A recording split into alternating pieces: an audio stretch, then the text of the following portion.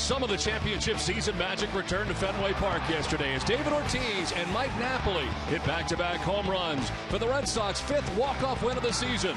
Tonight, the Sox look for their recent success to continue in Oakland against the A's, coming your way next.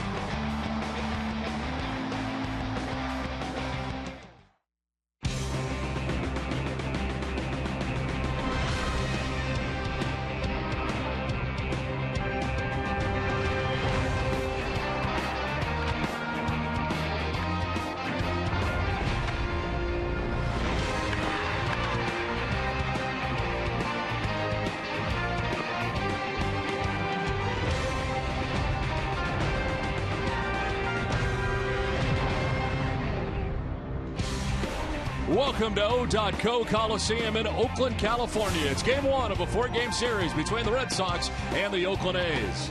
Welcome inside the broadcast booth, everybody. I'm Don Orsillo, along with Hall of Famer Dennis Eckersley. Welcome to Red Sox baseball. Well, the Red Sox come here to Oakland to begin this lengthy trip that'll take them Oakland, Seattle, and then to New York. The Red Sox playing good baseball at home and now trying to play better baseball on the road. I'll tell you what, they've been fighting hard to get to 500 at home. I mean, you start off the season, get swept by Milwaukee way back when, and it's taken them a long time to get over 500. Yesterday we had a lot to do with that. Now they're 20-19 at home. But you see the difference at home. The incredible part here is that 1.29 ERA at home. That is so hard to do in Fenway Park.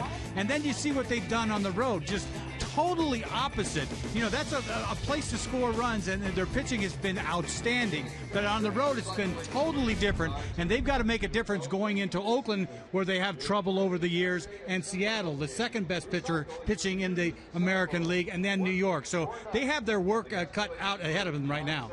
Well, the Oakland A's playing great baseball. They got 44 victories to lead the American League in that category. Dustin Pedroia will try to get the Red Sox going offensively. Always good numbers for Dustin against Oakland. Had a grand slam against the A's earlier this year and a .514 career batting average against tonight's starter for the A's, Scott Kazmir. We're back with the first pitch from Oakland right after this.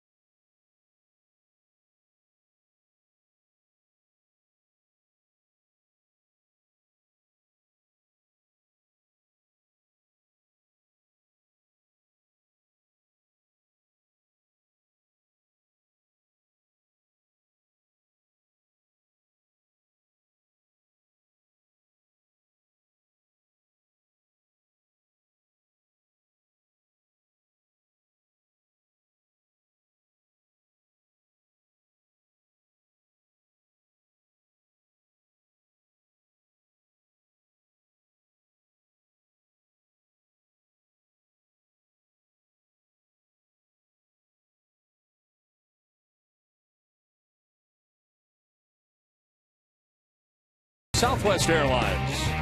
Toyota's website for deals by Toyota.com. Dunkin' Donuts. By your New England Subaru dealers. And by Deliver Us from Evil in theaters July 2nd. I welcome you to Oakland, California. Very comfortable conditions here. In fact, cool as the Red Sox and Oakland A's open up this 4-game series under blue skies here in Oakland. As we send it down to Jamie Erdahl. Don, in the Red Sox last 5 games, they post a 3-2 record, but interesting to note, all 5 of those games have been decided by 1 run. Now, typically in baseball, when games are that close, it means your pitching staff is keeping you in the loop, and David Ortiz certainly agrees with that assessment. He's our Geico quote of the game. David Ortiz, our pitching has been outstanding lately. We just haven't been able to hit. To bounce back and win a game like that, like you said, it can turn around a season. Of course, he's referencing the back-to-back home runs last night in the 10th inning to complete the sweep of the Minnesota Twins.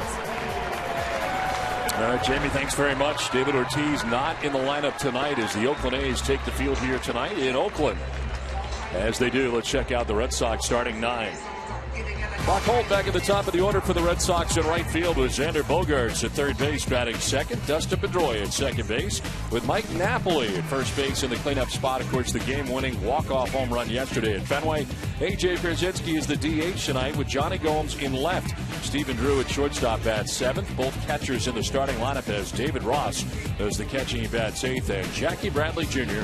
in center field bats ninth. Red Sox starting pitcher is brought to you by Nissan, or actually the Oakland A's starting pitcher is brought to you by Nissan. Scott Kazmir on the mound, and he has really resurrected his career. Of course, you remember him with Tampa Bay, and now with the Oakland A's in 14 games, he is 8-2 with a 2.05 earned run average, 72 strikeouts to 20 walks, and opponents sitting at 206 against Kazmir. Saturday against the Yankees in his last outing, he won 6 innings, giving up 1 run. It was unearned. He actually walked more than he struck out.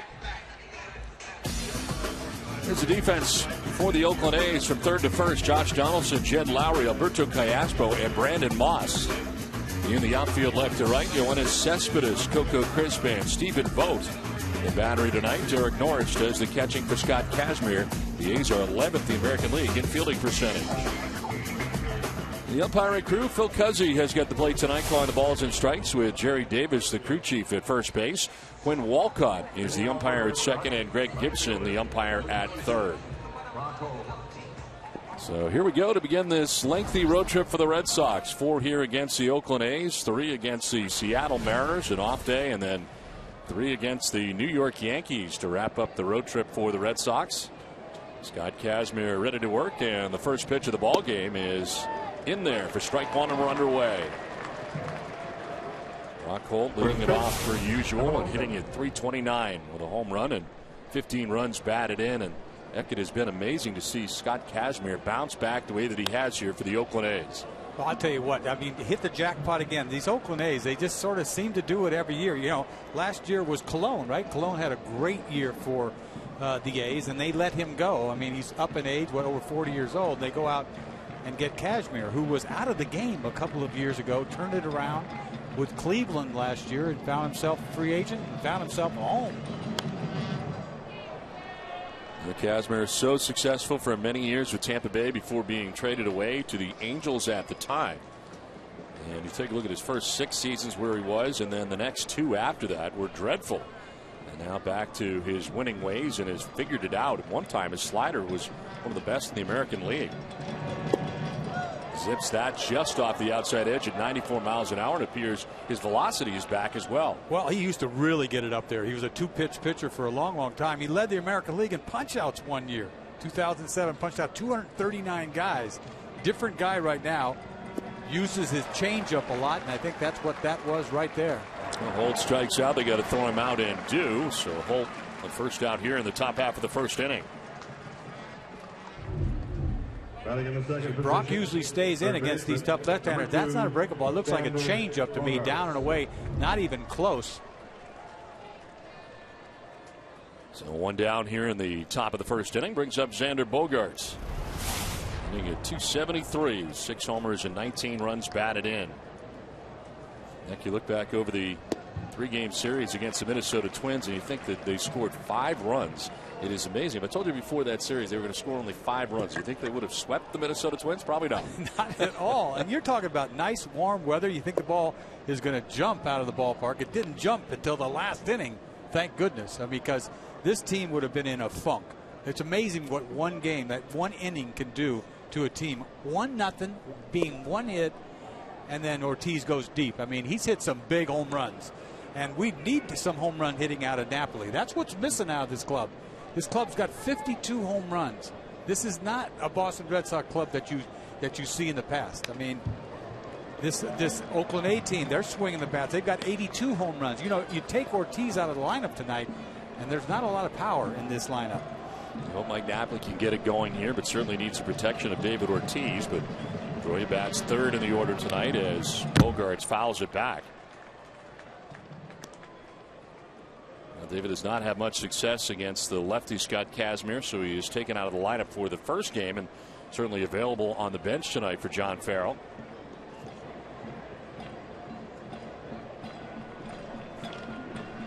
Two-2 pitch is popped up into foul ground. Brandon Moss running down the right field line. Now coming from right into the slide to make the catch is Stephen Vogt. He came into your picture very late as it was Callaspo and Moss back, but it's Vogt, the right fielder, who makes the grab for the second out. This is amazing. The fact that he's a catcher playing right field to begin with. Little sun field right there, goes into the dive. Nice play. I'll tell you what, you can't hide a difficult position to play right field. Vogt, being their third catcher, goes out to right field. Do you think we're pushing people around? When you're putting your catcher out there, that says something.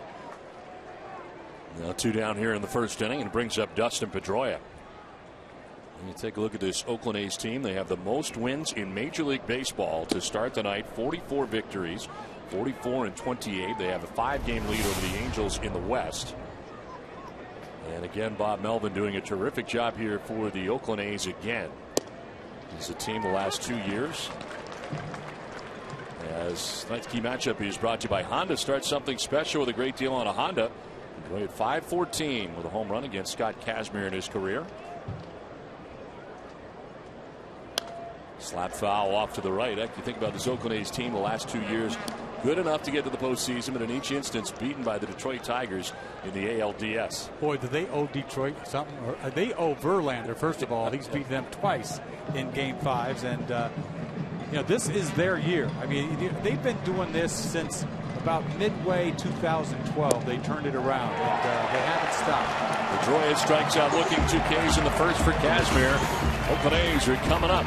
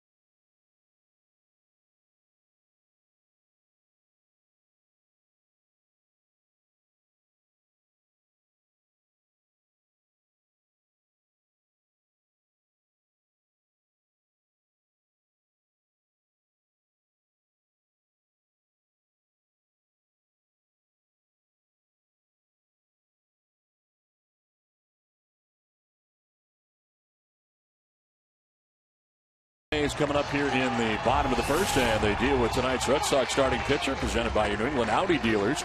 Experience the all-new 2015 Audi A3 today. Jake Peavy on the hill, 15th start of the year, 1-4 with a 4.53 earned run average, 67 strikeouts, 33 walks, and a no decision. Last time out against Cleveland, 6 innings, pitching well, giving up just the 1 run.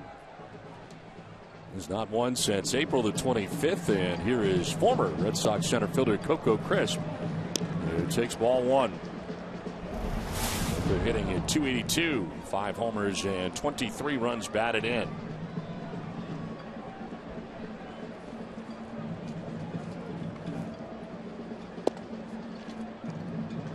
But I'll tell you what, I don't care who you are. Jake Peavy, you know, you look at that record, pitched good last time out, probably should have got a win, probably should have got a few other wins in some starts, but you see that one win, it's got to be irritating, you know, and you have to answer to that.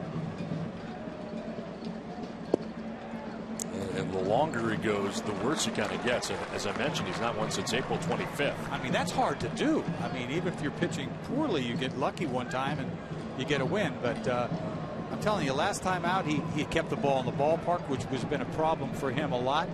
He's got to be careful. He got to spot the ball and move the ball around. He just doesn't have that burner anymore. And he really does know how to pitch. You know, you always say, the guy knows how to pitch. He really does. He's got enough to get you out, but he's got to be careful. Mixed in since April the 25th, he's had the 4 losses and 4 no decisions. There's a bunt bid. Peavy grabs it. He has no play with Crisp running and a bunt single for Coco Crisp. You're talking about no chance right here for Peavy. Absolutely no chance. He's running out of the box, Coco. He could not bunt this ball any better. He has gone down the line. It kind of deadens it a little bit. Peavy's got his momentum is coming in. He's going to have to make a super throw. He just eats it. That's the right thing to do. So a bunt single for Coco Crisp, who is aboard to begin things here in the bottom of the first inning, and brings up John Jaso. The Red Sox have seen in the past, of course, as a member of the Tampa Bay Rays and the Seattle Mariners. Now here with the Oakland A's, sitting at 271 on the year, and here's the DH tonight for the Athletics. Runner goes to the first pitch. Here's the throw from Ross. Not nearly in time. A stolen base. Pretty good jump for Coco Crisp. Well, they know going in they could get a jump off Peavy. He had a plan, and Coco, it's worked. Talk about a blueprint bunt he makes, and he is gone. Not that big of a lead, but a great jump, headlong dive in easy. This gives them an extra dimension. You know, Coco Crisp, he stays healthy. He is one of the better players in center field. He may not have an arm, but that's about the only thing. 13th theft of the year for Crisp as Jaso straightened up on a pitch down and in. Jaso, the DH, hitting at 271. 6 homers and 22 runs batted in.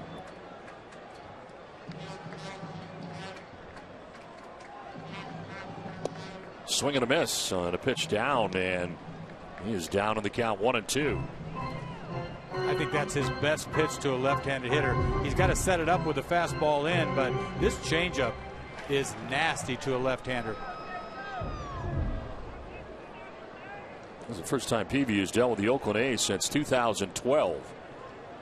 His career against Oakland just 1-0. Not a team that he's faced a great deal. As this one fouled off, it hangs at 1-2.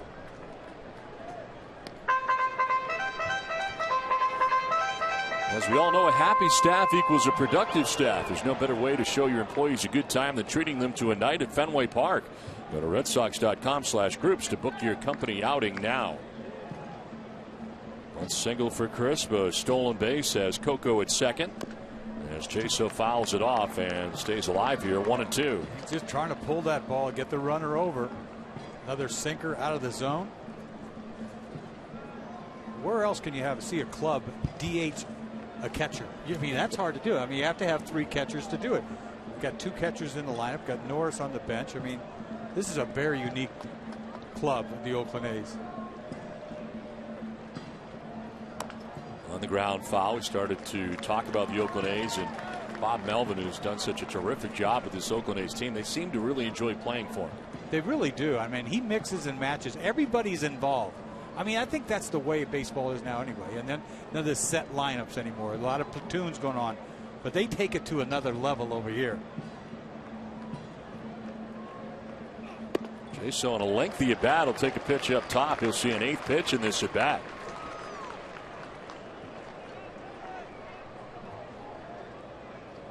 The 20th game that Jaso has been used as a DH this season.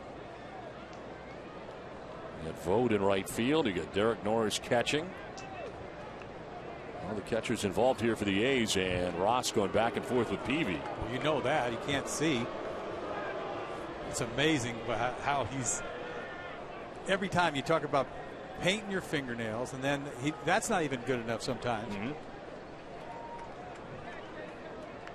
Then they go to the secondary signs, sometimes just the touch signs, so that he can see up top. How about glasses? That's a thought. 2-2 pitches chopped down the first baseline, foul.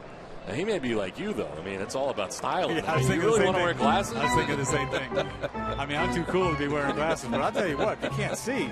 Right. Come on.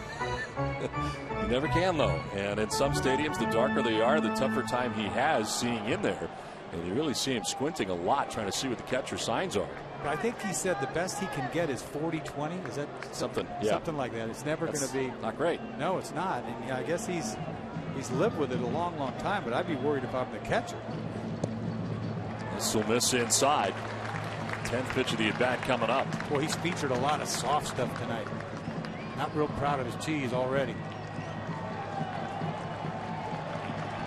This with a walking lead off second base.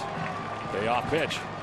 Almost hit him, and he'll walk him. As down to first base goes Jaso. Long at bat. And the first two have reached here for the Oakland A's. Let's check out the Oakland A's starting lineup. Coco Crisp, who led it off, is in center field. John Jaso, the DH. Yoenis Cespedes in left field with Brandon Moss, former Red Sox player, at first base. Josh Donaldson has been struggling at third. Jed Lowry, another former member of the Red Sox, with Derek Norris doing the catching. Stephen Vogt in right, and Alberto Callaspo at second base, bats ninth. Now here is Yoenis Cespedes. We've seen all kinds of highlights from over the last couple of weeks from a throwing standpoint from the outfield. Cespedes will take strike one. He's now batting in the 3 spot in this order for the Oakland A's. Well, they've got some thump. Cespedes, Moss, and Donaldson. Boom, boom, boom. Everybody can leave. Hitting at .313 in 16 games in June. He fouls it off to the right, out of play. Well, the throws we were talking about coming from last week. And one at the plate here after he misplayed a ball.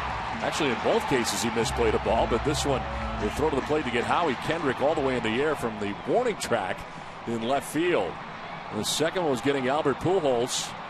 As again from the warning track, this time at third base, but showing off that cannon of an arm. I mean, it's like just throw it as hard as you can, and it'll get there on the money. No 2 pitch is in the air to center field, playable for Jackie Bradley Jr.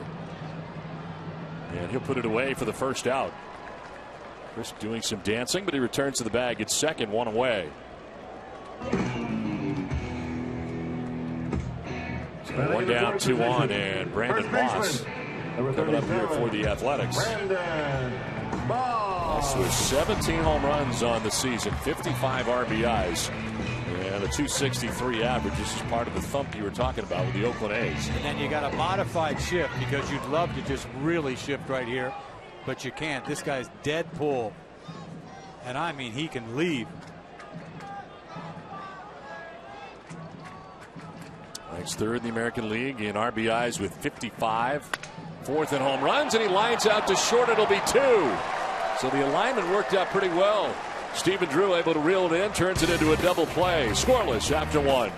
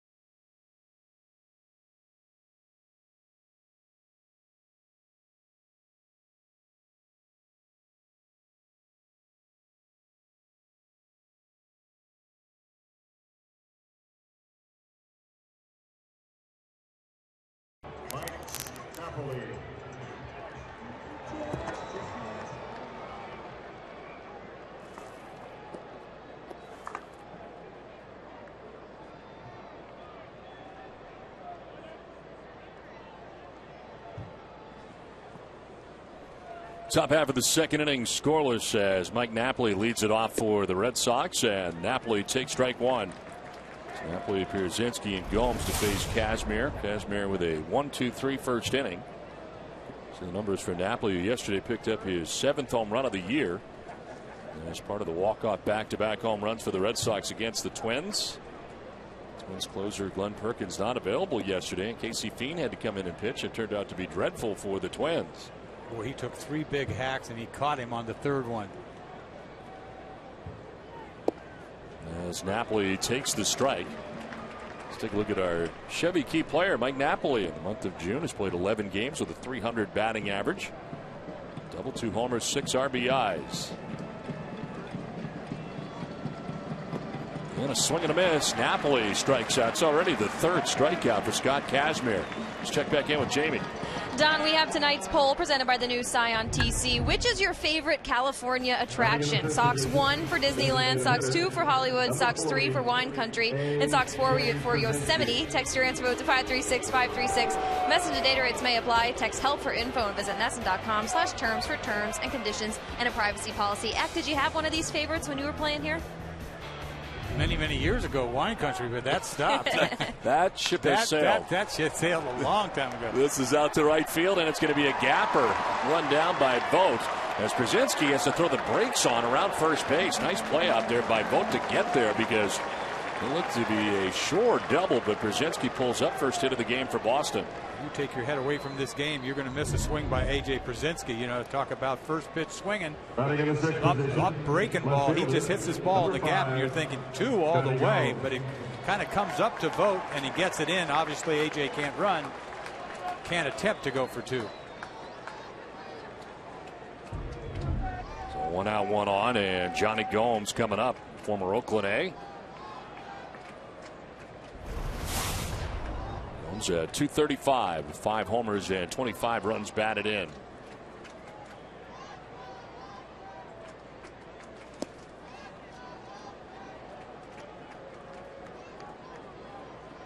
Johnny Gomes from Petaluma, California. How far is that from here? About an hour and a half. Do you guys have that in common? Yeah. On the way to Sacramento. Fouls it off to the right out of play.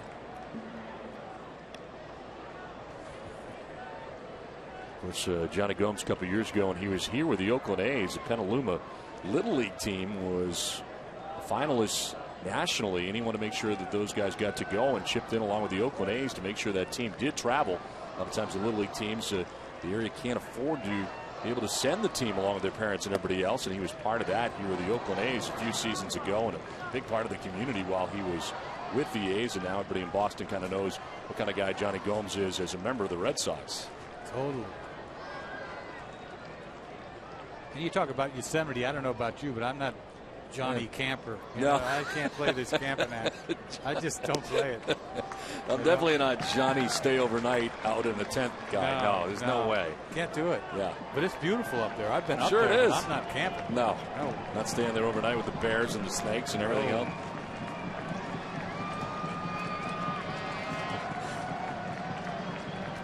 '25th pitch for Kazmir. 1 out, 1 on. And a fly ball to right field. Stephen Vogt out there with plenty of room. Will make the catch for the second out. Pierzynski remains at first, 2 down. Well, the World Cup has begun, and NESN.com has all your coverage. Visit NESN.com/World Cup to see previews of every game, live blogs of every United States match, and podcasts with international soccer journalists. 2 outs, 1 on, and another former Oakland A coming up here, and Stephen Drew. 222, no homers and a run batted in since rejoining the Red Sox this season.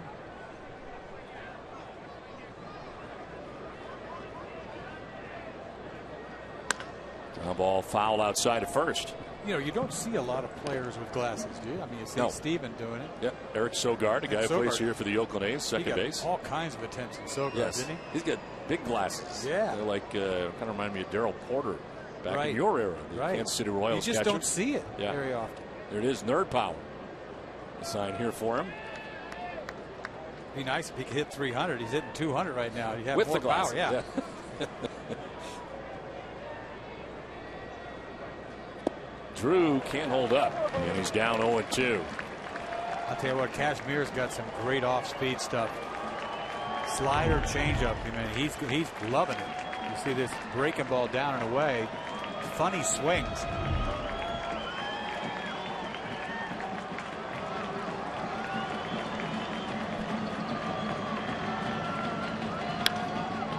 Drew lifts it in the air down the left field line, out of play. You see him trying to beat him there with a 94-mile-an-hour fastball. Now this kid, when he came up, Tampa Bay stole him from the Mets. You remember? Victor Zambrano.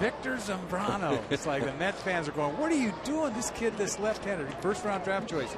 And he went to Tampa, man, and he lit it up.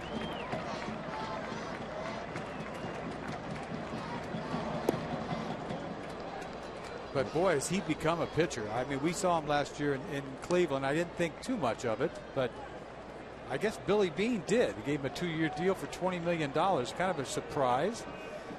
But he hasn't pitched any better. He can't pitch any better than he's pitching right now. I mean, he's coming off a 10-9 year with the Cleveland Indians. So, I mean, you wouldn't think that that would jump at you. 4.04 earned run average in 29 starts last year. Only 158 innings last year for the Cleveland Indians. What is it? You come to Oakland and you can pitch all of a sudden. The foul territory. Well, that might have something to do with it. Come on, man. He's changing speeds. There's a confidence thing, I'm telling you. 2-2 pitch softly on the ground to Callaspo at second. He'll go to first to end this top of the second inning. Inning and a half from Oakland over without a score.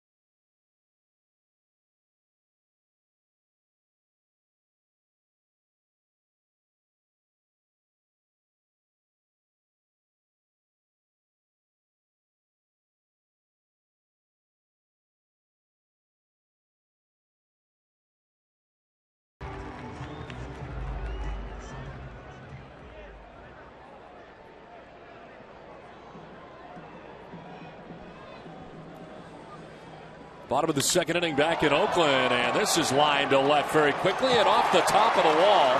Josh Donaldson will stop with a very long single and nearly hit a home run on a line drive to left. Jumped on that right away. How about that for a base hit? It would have been a base hit in Fenway, too. This ball just didn't get up. Fastball tailing in right into the big part of the bat. This ball is about a foot from leaving the yard in a hurry. Holds him to a base hit. No thoughts at all about going to second base. You hit a ball that hard. Boy, he's been cold lately. Don't let him get hot in this series. He had a streak of 0 for 33 going. It is now 5 for his last 15, hitting safely in each of his last now 5 games with that base hit high off the wall and left. And here is Jed Lowry, the shortstop.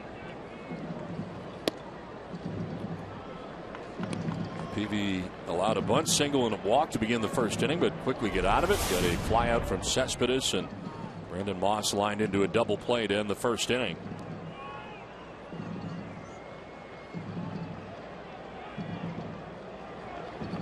Donaldson, one of those guys, Zach, that you just don't hear a lot about on the East Coast, but he is a very good player hidden out here in Oakland. Well, he came on the scene last year. He really did, and probably should have made the All-Star team. And then he was right in the mix of the big MVP voting last year. He was a big part of this club. He was obviously their MVP last year, and he started it all over again this year. And I think he's the leading vote getter as well. He should be at third base. Got a short lead at first base, held on by Napoli as Lowry waits on a 2-0 pitch. And that's outside, 3-0. Peavy's got that little tail on his fastball that he's got to be careful when he tries to get a ball in on a left-hander. He's really got to get it in and bury it.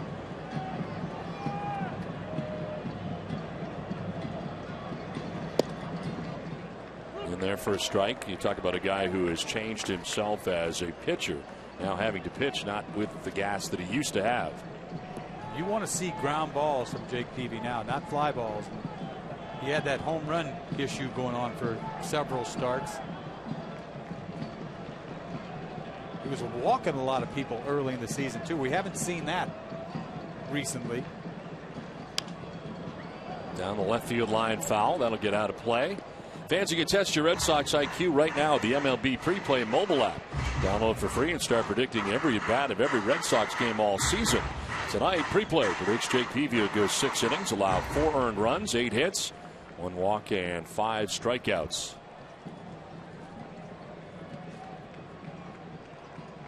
Payoff pitch coming to Jed Lowry. Runner goes. Lowry takes a ball, and that is going to be ball 4. Lowry will head on down to first base. So the first 2 have reached again here for the A's in the second inning. Second walk given up by Peavy. He tries to dot a fastball down and in, but it is not a strike. First and second. It reminds me of Dempster last year. A lot in trouble, a lot, but you know, tough guys. They get out of trouble, but you can only do it so long. I mean, he's never really had a clean outing. You know, he's always seems like he's got to bear down a few innings, and it costs him in a lot of ball games. And here's Derek Norris. Very good numbers. 313, 8 homers, 34 runs batted in.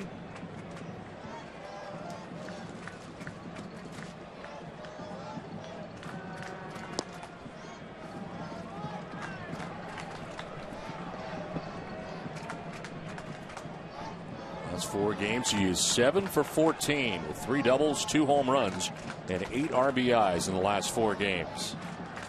June has been terrific for him, hitting at .406 in June. Leads the American League catchers with a .308 average. Peavy wants to see the signs again.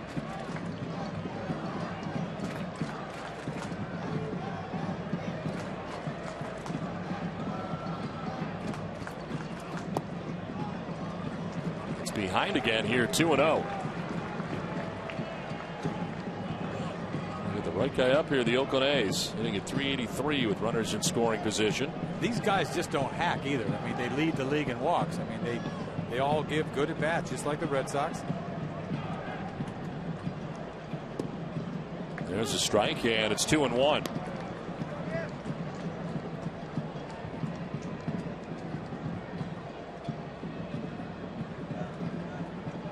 His 34 RBIs matches his career high of 2012. Most home runs he's ever hit in a year is 9. That was last year, and he already has 8 this year. So off to a great start for Norris.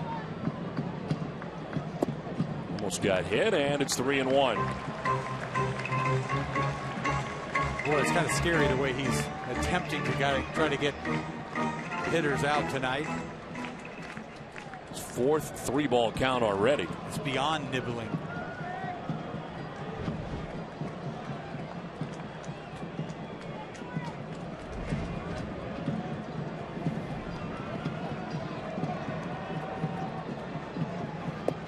Norris will take the strike, and Peavy battles back, full count.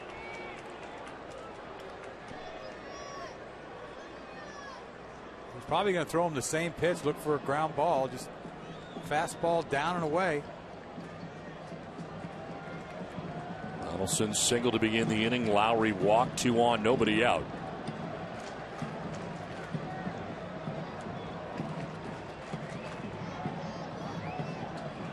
Norris will pop it up, foul ground. Back comes Ross, but he has no play. Red Sox baseball on NESN is brought to you by GMC. See why incredible thinking is everywhere. Visit your local GMC dealer or go to GMC.com. 2 on, nobody out here for the A's in the bottom of the second inning. Threatened in the first and could not score, and have another opportunity here in the second inning.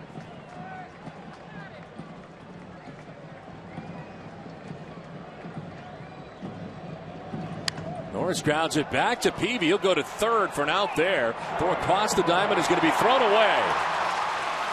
So Lowry heads for third base and is going to come around and try 2 bases. No, he'll stop about halfway down the line.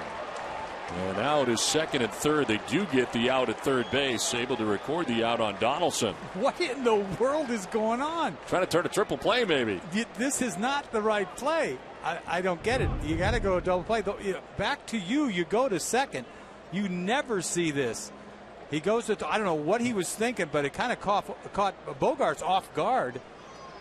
Hence the bad throw to first base. That's all I can say. I mean, I don't think Bogaerts is expecting this. Then he gets it and makes a horrible throw. Luckily didn't cost them 2 runs, because all that foul territory over there, you could run forever. They could have sent Lowry on that. They decided not to with only 1 out, but Bogaerts gets the air, but Peavy should have never thrown to third base. So fielder's choice, an error charge to Bogaerts. Runners at second and third. And Stephen Vogt, the batter. He'll slice it foul down the left field line, out of play. 333 coming in with a home run, 8 runs batted in. Last 7 games, he's hit at .391. Called up from AAA Sacramento on June the 1st. As he jumps back out of the way.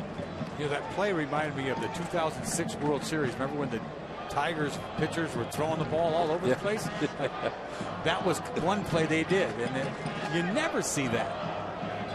Bogaerts appeared to be surprised. He had some fancy footwork there to even get the bag at third before he fired across. The ground ball right side. Pedroia will go to first base for the second out of the inning, and scoring from third is Jed Lowry. The A's take a 1-0 lead. RBI for Vogt on the ground out to second base.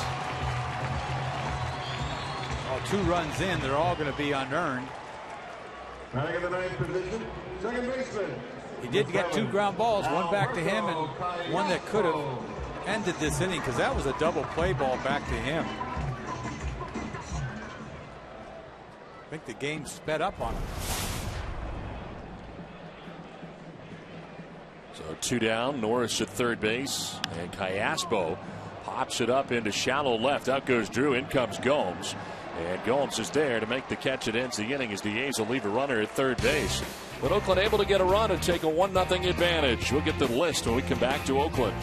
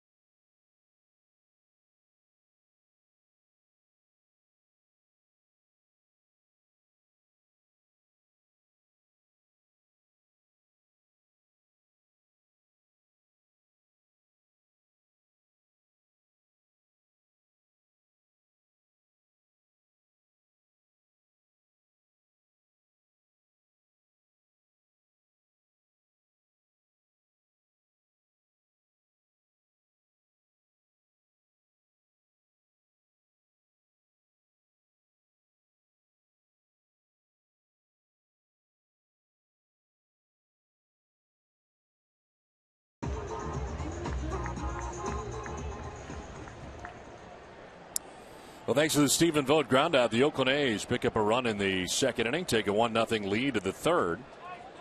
And it is 8-9-1 for the Red Sox here in the top half of the third inning. David Ross, Jackie Bradley Jr., and Brock Holt the bat as Scott Kazmir deals with strike one. David Ross sitting at 163 coming in, 2 homers, and 5 runs batted in.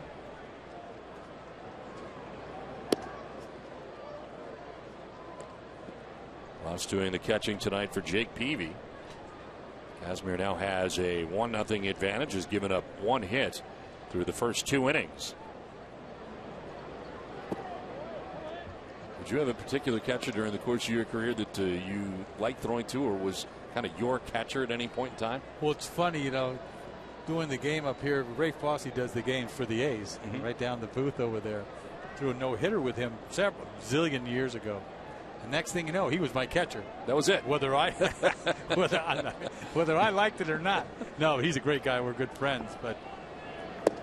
And that's how it goes, sort of. You know, you get hot with one guy.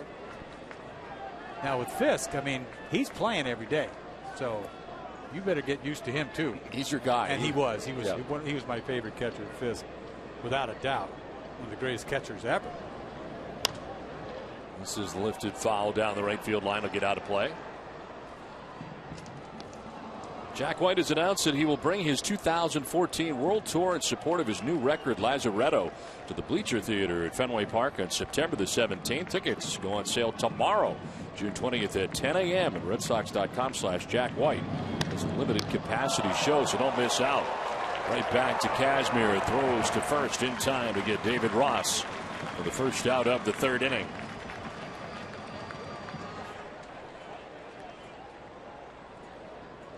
We'll check out the list. Top Oakland A's of all time. You're on it. I have to be. I'm sitting in the booth. They got to be nice.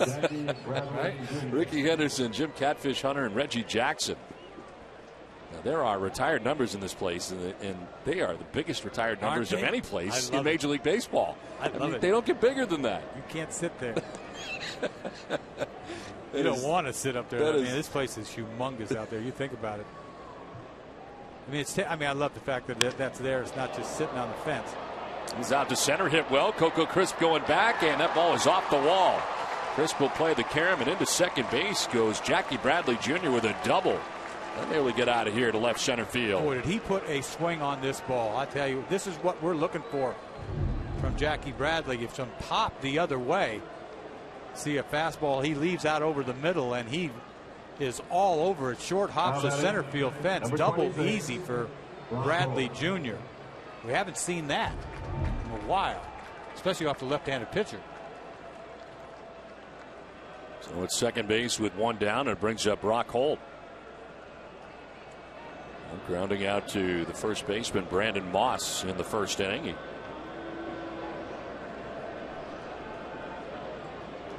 stands in for his second at bat against Kazmir.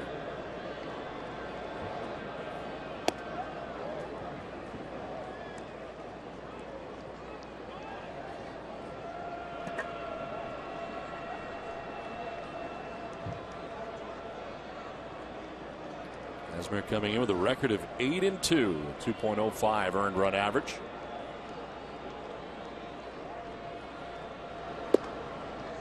And a pitch for a strike that evens the count at 1-1. Very easy delivery. It's not like he's using a lot of effort. He's not trying to. He doesn't care about velocity, which has made him that much better of a pitcher. He spots the ball much better than he used to. Some tough numbers with the Angels in his time in Los Angeles. When he was 9-15 with a 5.94 ERA. That was 2010. And then they gave up on him the next year. Kurt Young, of course, the former Red Sox pitching coach, has done such a terrific job out here with the A's. Pickoff play at second, and Bradley Jr. back safely. Lowry cutting in behind him. Luckily, he wasn't off very far. That throw was right on the money. A little spin move. Right on the bag.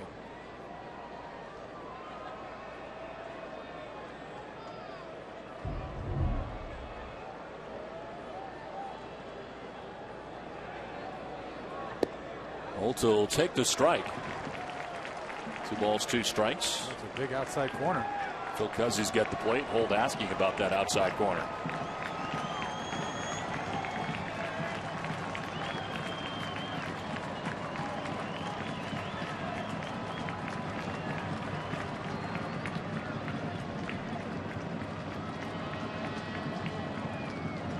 Holt hits a ground ball off the side of the mound. It kicks out to Callaspo, who goes to first for the out as Bradley Jr. takes third base. 2 down. Well, NESN is about to change the way you look at sports. Get ready for a fresh point of view that takes you beyond the game and teams you love. It's NESN Live, an all-new show that hits on the top sports stories of the day and gives you a chance to interact. Patriots Devin McCourty joins Sarah Davis and Elle Duncan in studio. NESN Live, presented by Cross Insurance, premieres on Monday at 5:30. 2 down here in the 3rd inning. Jackie Bradley Jr., the tying run 90 feet away as Xander Bogaerts stands in. Bogaerts will take strike 1. Fouled out down the right field line to Stephen Vogt in the 1st inning.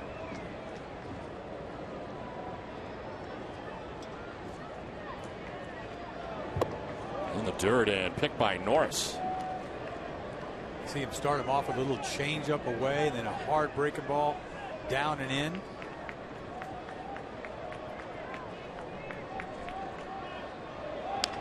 Fly ball to right field as Vogt started back, now comes in, has plenty of time to recover and puts it away. Red Sox lead Bradley at third base. It's 1-0 A's.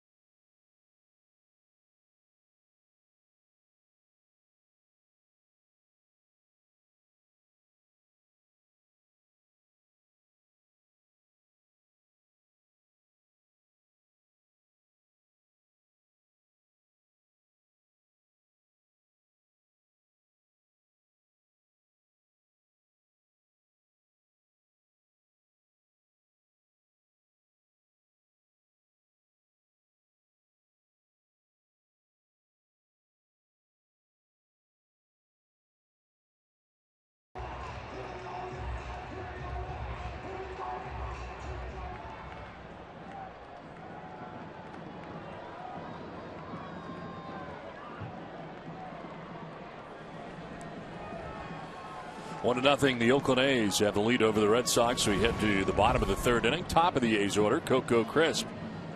And a bunt single in the 1st inning and hops back out of the way, but takes a strike. Didn't like that call.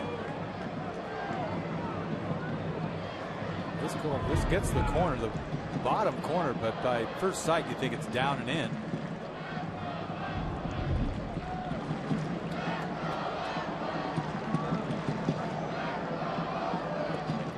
Swing and a miss for Crisp, who's now down 0-2. He's thrown 37 pitches through the first 2 innings. To work out of some jams, did give up a run in the 2nd inning.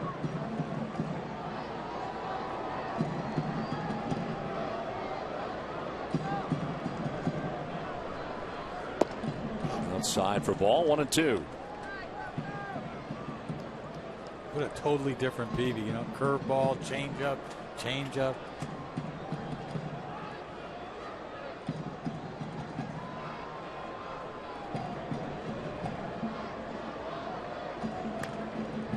Just kind of protecting the plate there, lunging after that, fouling it back. That's pitching. You're talking about. Forget about your fastball.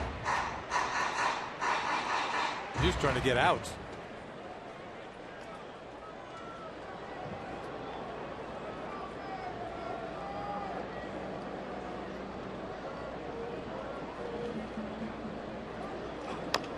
Chop back at him. Peavy's been active. Fields and throws this time to get crisp for the first out. So many questions about the injured Red Sox. And Jamie, what can you tell us about Clay Buchholz? Don, he had his second rehab start with the Paw Sox this afternoon. 6 shutout innings pitched on 87 pitches. We spoke with Pawtucket pitching coach Rich Savur about Buchholz's start. He was very pleased with his work. Savur said he pitched out of a 5th inning, no outs jam to make sure he had a strong afternoon. John Farrell said that Buchholz took a flight to California tonight to join the team, and all signs point to Buchholz's next start being in the majors. All right, thanks very much. Well, certainly a good sign, and Red Sox have been receiving very good starting pitching, especially from some of the guys filling in. You got Workman, you got De La Rosa, you got some decisions to make. Yeah, how about the pressure on those kids? They really are, because obviously Buchholz is coming back into the rotation. Now, whether or not Dubron pitching tomorrow night can stay in the rotation is another thing. You know, Ruby De La Rosa throws another good game. I don't know. I really don't know the thinking. I think John Farrell loves Workman, is what I think. And that kid has a chance to stay in the rotation. So where they go from there? I mean, Buchholz and Workman, and somebody's going to be out. Whether it's De La Rosa and Dubron, that's my guess. But things can change in this game, as you know. Workman currently just serving that 6-game suspension. 2-1 pitch is in there for strike 2. So most likely it would be a Seattle start for Clay Buchholz as part of this road trip for the Red Sox. Which would be Tuesday. The Red Sox have Dubron here tomorrow night. They made that official today before the game. As Dubron will be matched up against Jesse Chavez, who goes here tomorrow night.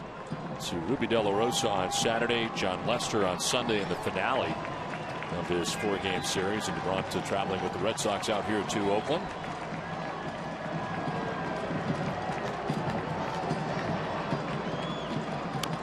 Chop softly towards third. Bogarts charging, a bare hand, and fired to first in time. Nice play by Bogarts for the second out of the 3rd inning.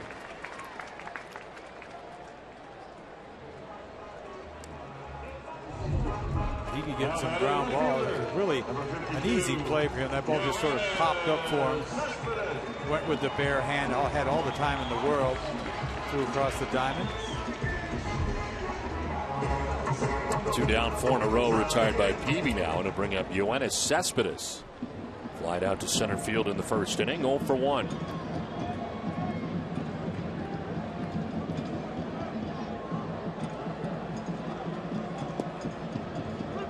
And there for strike 1. Starts with some soft stuff again. How about that? A little 81, little changeup right on the corner. Nicely done. Because he's giving him that corner. That's the corner that Chris had trouble with. High and deep to deep left center field, sending Jackie Bradley Jr. back. That ball's gone. Yoenis Cespedes hits his 14th home run of the year and puts the Oakland Athletics on top 2-0.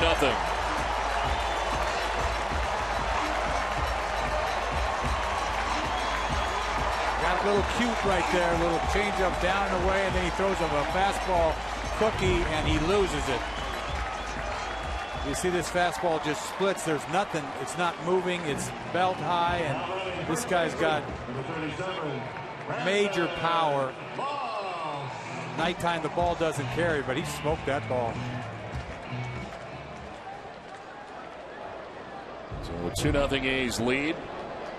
Here's Brandon Moss, fully capable of taking it out of the yard as well. He's got 17 home runs. Takes a hack at the first pitch. That's why you got to be careful with that fastball. I mean, he knows it. You have to set it up, and he did. He set it up to 2 previous hitters. Got ground balls to Coco and to Jaso. I imagine location has a lot to do with it. That's not where he wanted it. No. Jumps ahead here, though, 0-2. I'm telling you, that changeup is his best pitch, but you got to set it up.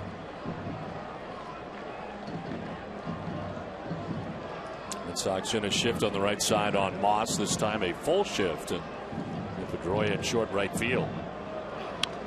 It'll be Popped up foul, backing out of play again. Tried to slip the cheese by him right there, didn't he? If he would have lost that ball, we would have went nuts. But it's up out over the zone. But he just threw him a couple soft balls, and then next thing he thinks he's going to throw this cheese by him upstairs. Ooh, careful. Back to the changeup. This is low, and taking it is Moss, 1-2.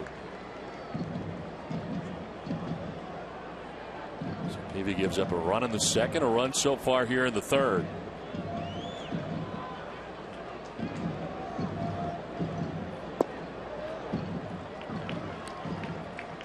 Kind of look back over the outings for Peavy, pitching just well enough to lose. Looking for his first win since April 25th. He's been in a lot of these games, and a lot of these games has not got a lot of offensive support behind him either. Well, he's got the least amount of support by any starter. He's able to strike out Brandon Moss. A home run for Yoenis Cespedes has put the Oakland A's on top 2-0.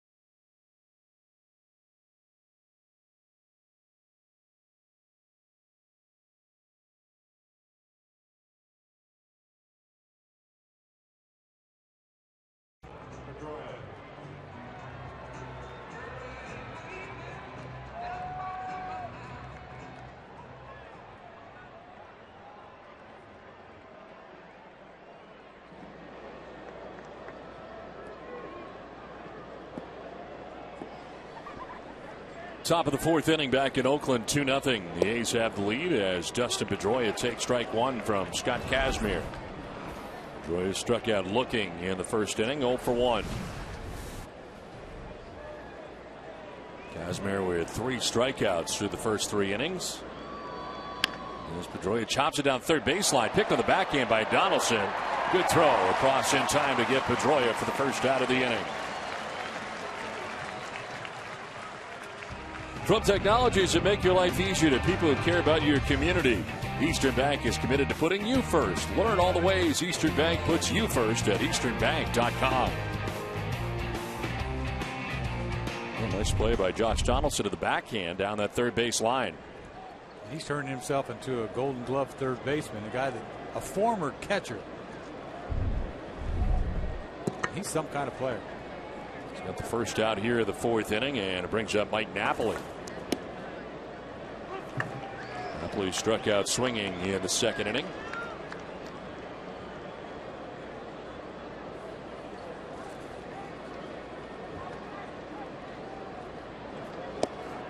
Takes a hack and is down 0-2. I mean, this is a different guy, this Kazmir. I mean, he first came in the scene, he walked 100 guys. Remember, he'd walk 5 or 6, 7 a game, and he'd punch out 10. But he's got this little changeup that he's fallen in love with, and it's a good one.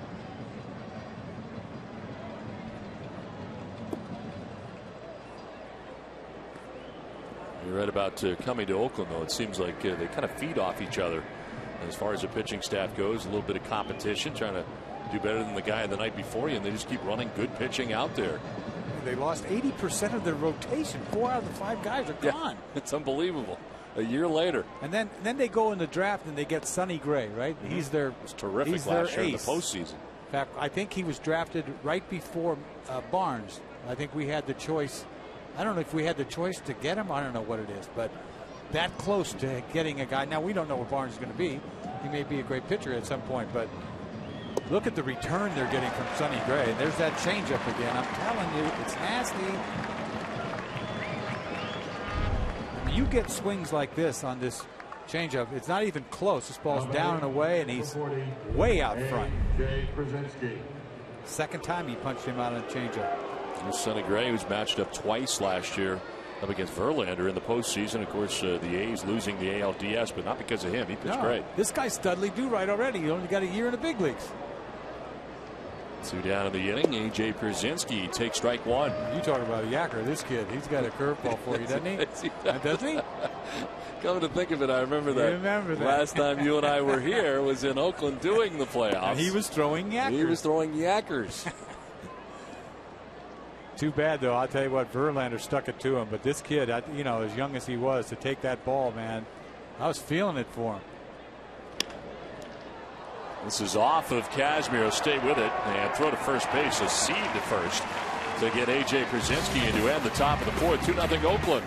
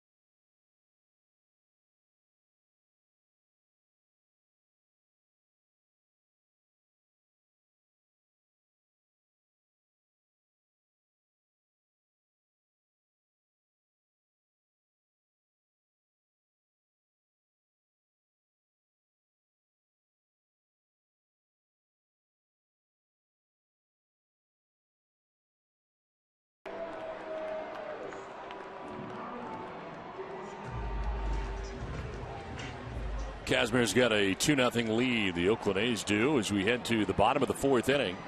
Josh Donaldson leading it off here for the A's and swings at the first pitch. Jake Peavy fouling it off to the right out of play. Donaldson with a single to left field in the 2nd inning. Rocket off the wall. Yeah, he was a long single. 2/3 of the way up the wall. Missed by about a foot. His pitch will miss down and into it.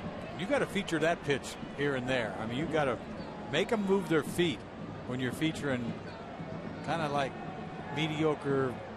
Geez, you got to make them move around.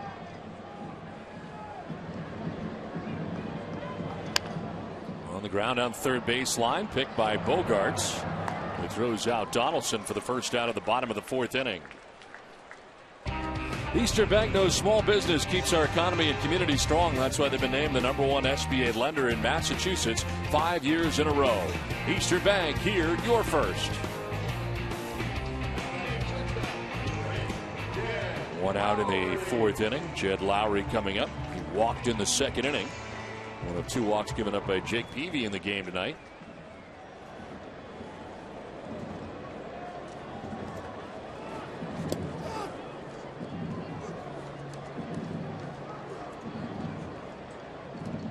Last 12 games, Lowry really struggling. 4 for his last 44.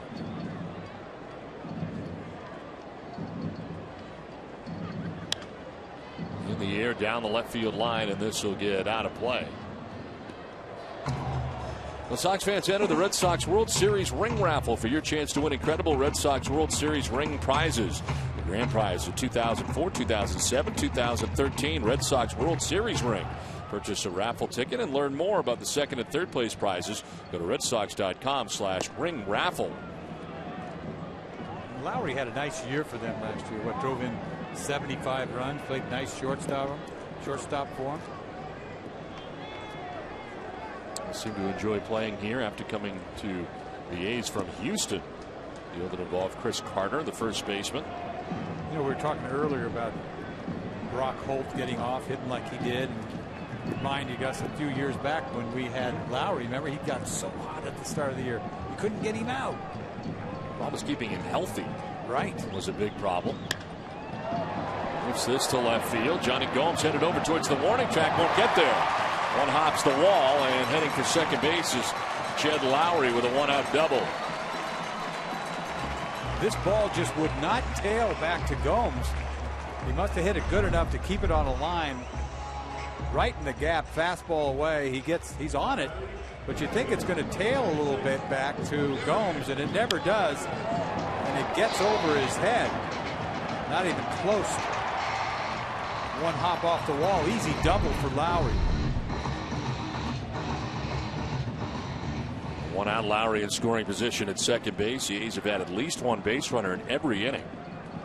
And it brings up Derek Norris, reached on a fielder's choice in the second inning, 0 for 1.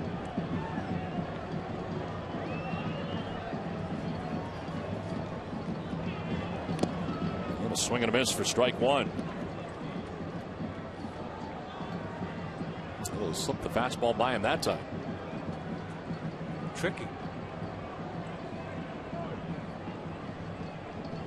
Outfield straight away and deep here on Derek Norris.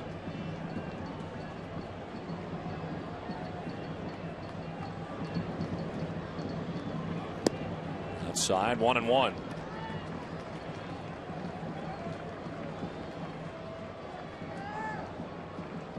$24,371 the attendance tonight. 24,371 for game one of this 4-game weekend series against the Oakland A's. Only visit of the year. 1-1 is in there for a strike, and it's 1-2.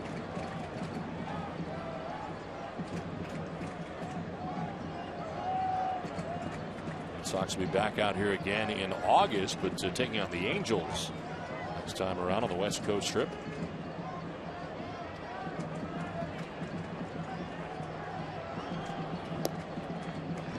Outside, 2-2.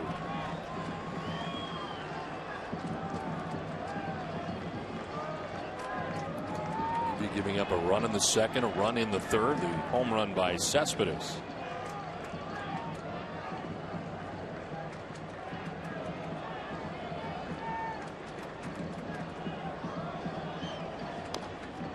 So foul it off himself, and it hangs at 2-2.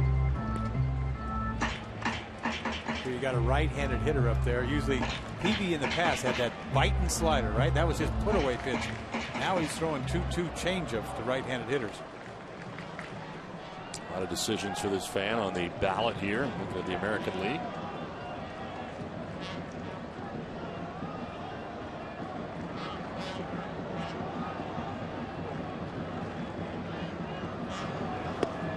Gets it by Norris, who strikes out. Goes to the fastball that time at 91 miles an hour and gets his second strikeout.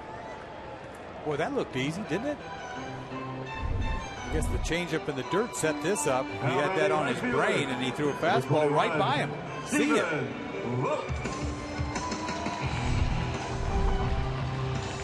So 2 down. Lowry still at second base, and Stephen Vogt the batter. Grounded out to second base in the second inning, 0 for 1. Found a way to get his bat in the lineup, hitting at 326, and finds himself in right field right now for the Oakland A's. As he takes strike one. Oakland at 44-28 coming in. They have the most wins in the majors. 21-14 here at O.co Coliseum. And pretty good away. 23-14 on the road so far. And there's a little pop-up. Headed back is Drew. Won't get there. It falls in. And round from second base comes Jed Lowry with the third Oakland A's run. They lead it 3-0. 2-out RBI single for Stephen Vogt. And the A's lead it 3-0. It's a little bad luck right there for Peavy and the Red Sox. Trying to get a fastball in on Vogt's hands. You see him. He got the head to it. Didn't hit it very hard. Little blue base hit center field. Run scores easily with 2 outs. So 2 down, Vogt at first base, and he picks up his second RBI of the game. There's Alberto Callaspo flied out to left field in the second inning. A nice pickup for the Oakland A's, a guy that started with Kansas City and was a final out of John Lester's no-hitter at Fenway Park, as he had pinch hit in that game, time with the Angels, and well, the Oakland A's. Good move by the A's. He's a very versatile guy. Second, third, first, he's been playing. Last year appeared in 50 games with the A's, hitting at .270. A little bit of pop, 5 home runs. Yeah, it doesn't strike out at all. Start saying that nowadays. That's a big deal. Yes. You know, everybody punches out. So if you don't, that's a plus, I think.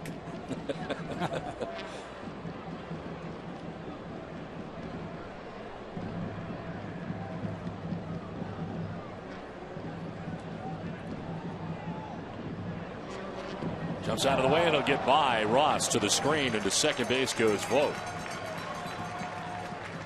So likely a wild pitcher and a pitch in the dirt. Just does not want to make a mistake out over the plate. He's got better control than this. He's trying to get a ball. He's setting up outside. That ball wasn't even close.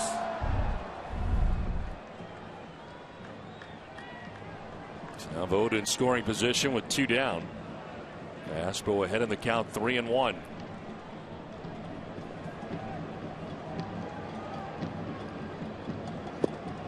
Strike called right on that outside corner, full count.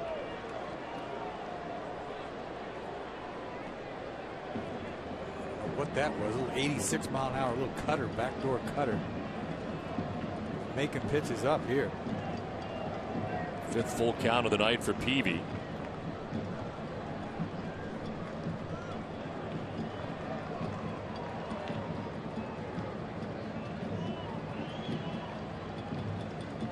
Callaspo chops one towards short. Drew on the run, and in time to get Callaspo at first base to end the inning. But a run for the Oakland A's, who lead it 3-0.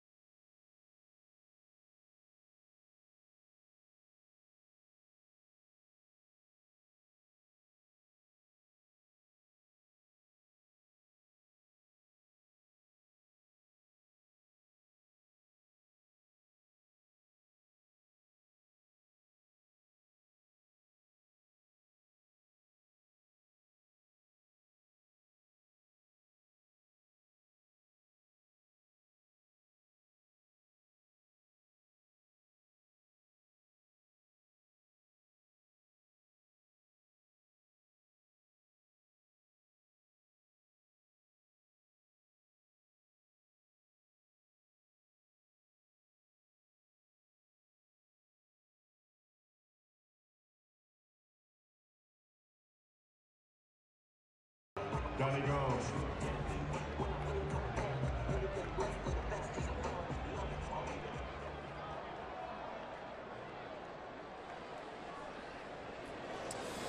Three to nothing. Oakland A's have the lead. We started at 55 degrees here tonight in Oakland. Kind of cool, and some fans dressed up like it is colder than that in this Oakland area.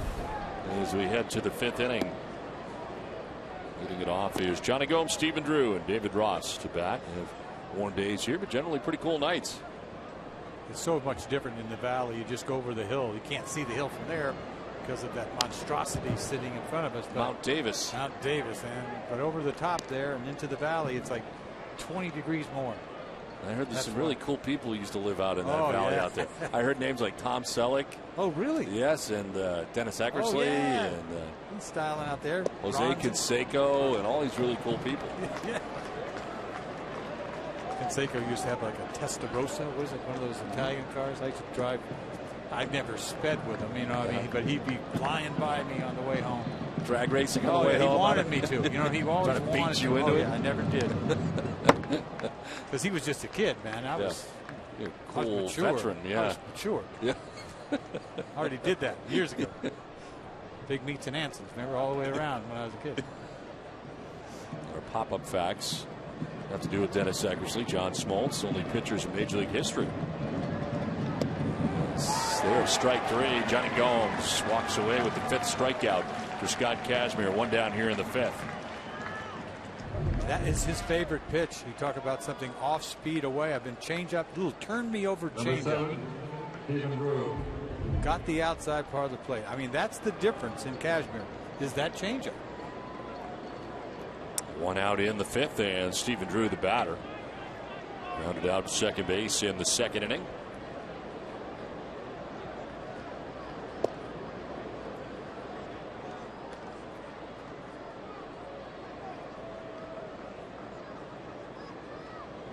When do they have the races here in between innings? You, Ollie Fingers, and not sure who the third one is. Ricky Henderson?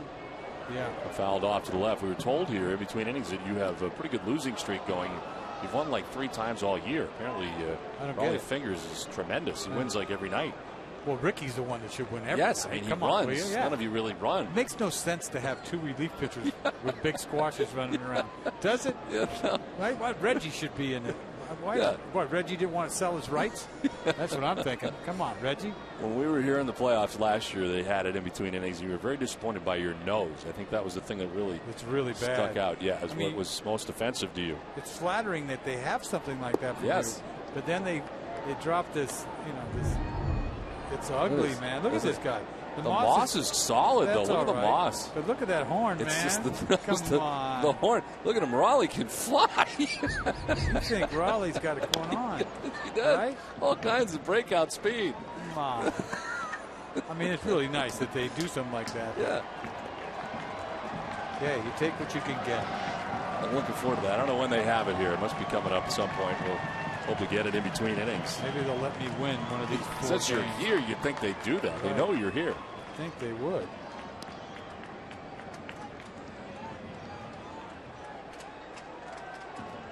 And Kazmir has retired 6 in a row. Full count here to Stephen Drew. Broken bat, liner that is caught at second base by Callaspo. Second out of the 5th inning. Well, it's now time for the AT&T fan photo of the game. Tweet your photo to #NESSONFanPhoto for a chance to be shown in our broadcast. Brought to you by AT&T. Tonight's fan photo is from Wade, whose son is wearing a Red Sox flat brimmer. Wiffle ball. Looks like a changeup. Yeah, exactly. Kazmir changeup, wiffle ball. See that horn? That is bad, isn't it? Everything else is good. The nose is, it's big. And you don't have a big nose. Like a little hair in front. Yes. Right? Yeah. Still working. In the mouth, I'm not sure about. I don't see your mouth looking like that. I'm looking at you right now, and I don't see that. I really don't like anything about it. The moth. I don't like it. Look at this guy banging your head against the wall. What are you going to do? David Ross grounded back to the mound in the 3rd inning, 0 for 1.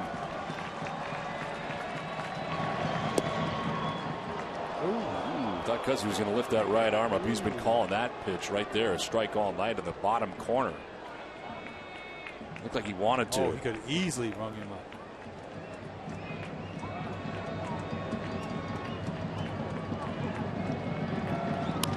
Back up the middle and picked on the backhand by Callaspo. Off balance throw and plenty of time. Nice play. Alberto Callaspo. Sox down in order. 3-0 Oakland.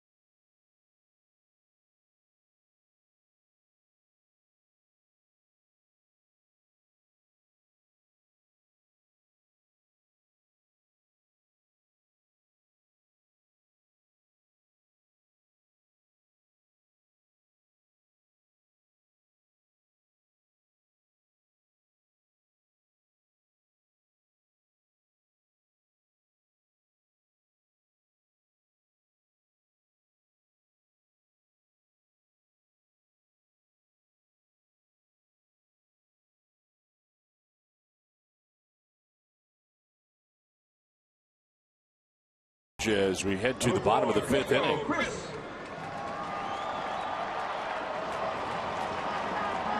Coco Crisp, the top of the Oakland A's order to lead it off. John Jaso and Yoenis Cespedes.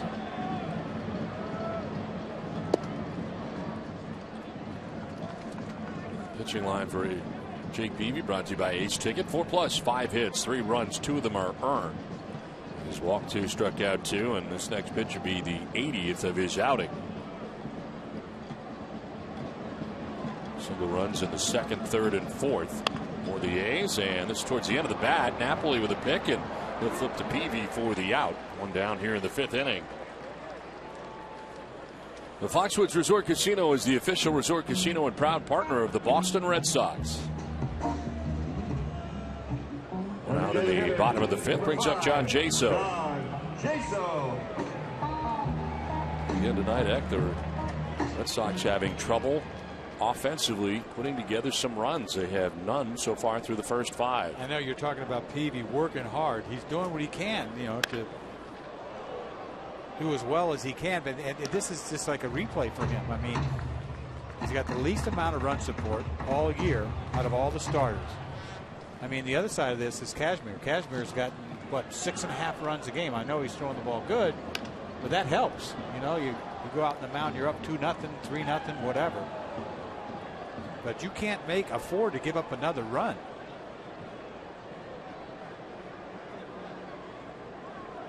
Eight of his 14 outings this season have been quality starts, and he's gone at least 6 innings in 12 of 14 starts. I mean, he's hanging around, and I guess that's part of grabbing some wins too, is hanging around longer in the game. Well, and you know, Farrell has given him that opportunity. We saw a game back before, remember, against Atlanta. He let him pitch into the 8th inning. Able to strike out Jaso here. That's the 3rd strikeout for Peavy. 2 down. This guy's a tough guy. He doesn't give in. He finds a way to get you out. Number 52, Featured a changeup before this, and he goes back inside Ball tailing back over the plate. Fastball that he didn't get in, but he swung over the top. You're talking about it. He's averaged 3.19 runs of support this year. Second lowest rate among qualifying American League pitchers. Only behind Ubaldo Jimenez of the Baltimore Orioles. 2.61. Almost a run lower. Believe me, they forget that stuff. No one ever says anything about, oh, the guy, he wins 20 games and he gets 8 runs a game. They just said, what a great year he had. Right. It's about wins and losses. Yeah. When you're on the other end of it, you can't. Nobody wants to hear about, well, they didn't score me any runs, but you're 2-15. And when your ERA is close to 5, no one's really thinking you're having a great year. 4.53 for PV, coming in at 1-4. He's a former Cy Young Award winner in the National League in 2007. Received all 32 first place votes. Baseball writers that year. 1-2 pitch is going to miss. 2-2. Tried to nail that corner right there. Missed. Not going to throw him that cookie again like he did last time up. It's like a changeup.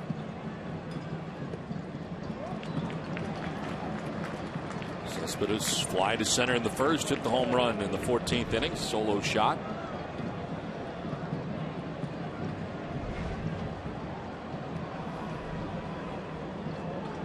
He's not going to throw him a fastball, is he?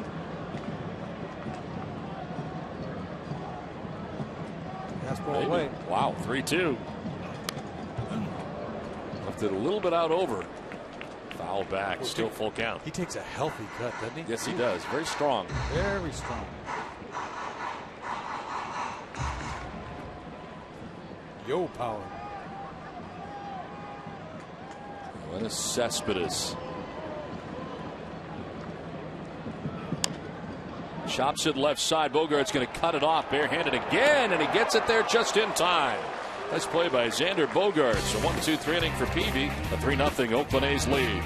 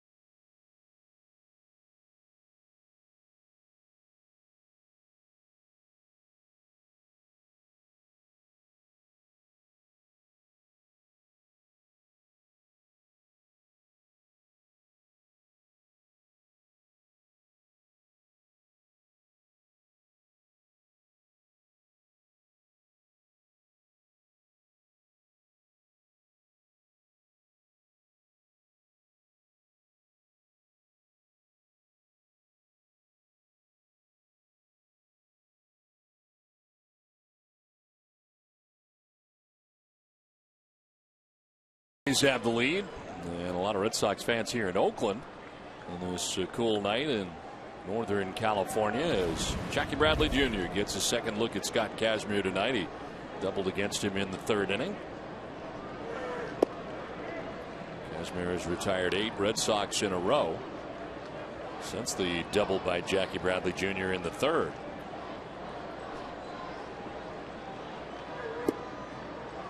That'll miss, and it's 2-0.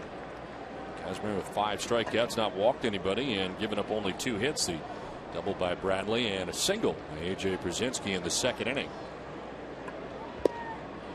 There's a strike, and it's 2-1.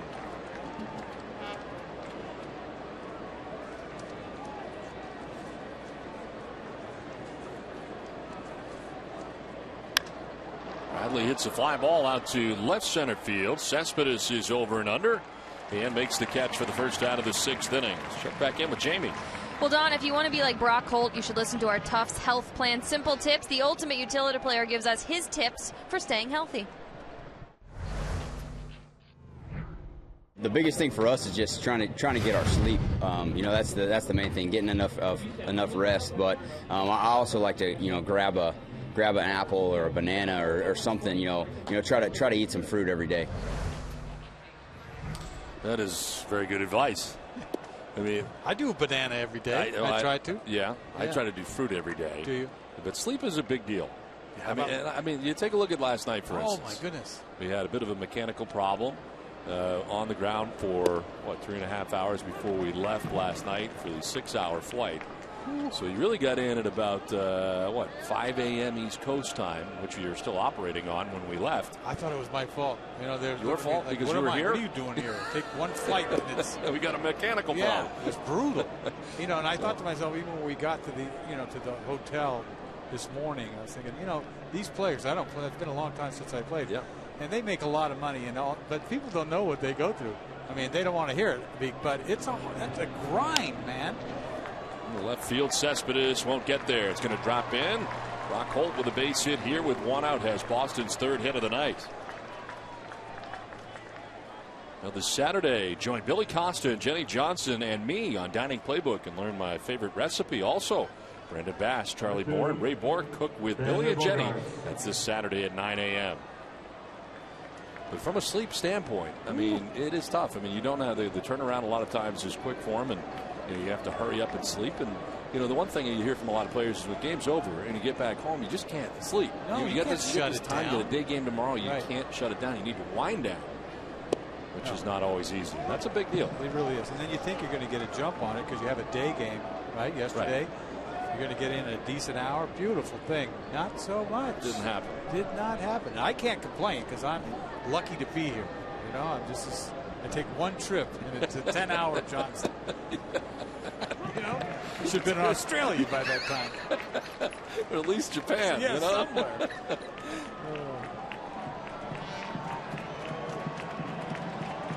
One on, one out. Xander Bogaerts batting here. Red Sox trying to chip away here, down 3-0.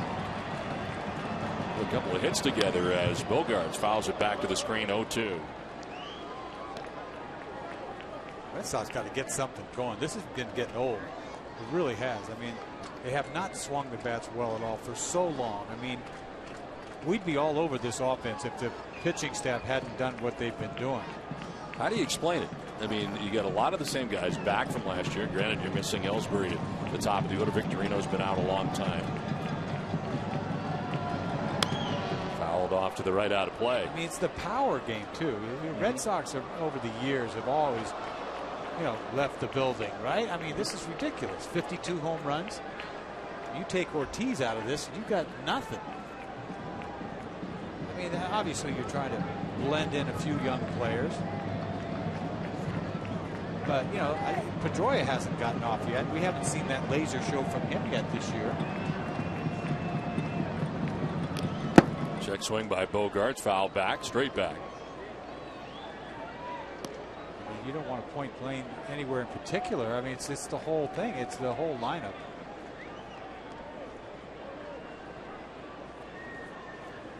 I mean, Ortiz has hit some big home runs. If you look at, go back. When he hits them, they're important. Red Sox has a team hitting at 244. Is 12th in the American League from batting average standpoint.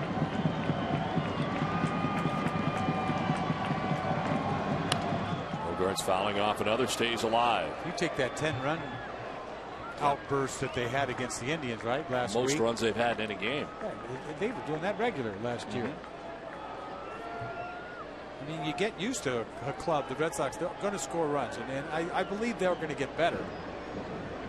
lucky. I mean, Toronto took off, and I didn't think Toronto. I still don't think Toronto's got enough to win this thing.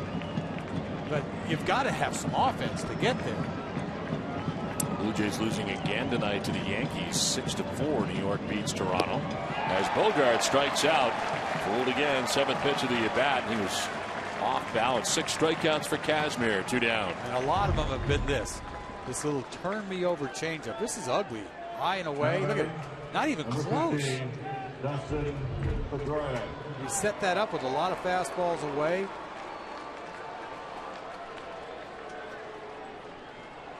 And 2 down here in the 6th inning. Brock Holt still at first base. Here's Pedroia.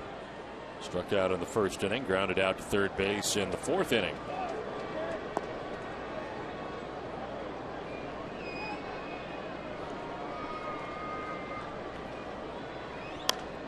Fly ball foul off to the right, out of play. H.B. Hood salutes winners of their Red Sox Service Scholarships. This year, 95 college seniors throughout New England will receive $1,000 each for college, thanks to the Red Sox Foundation, Education for Life.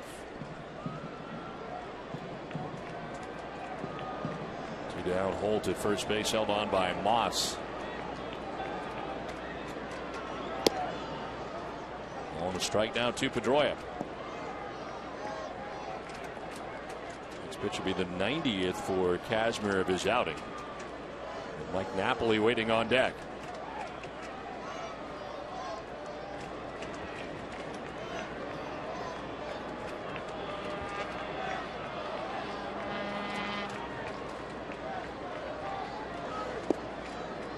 Roy jumping back out of the way of a pitch down and in.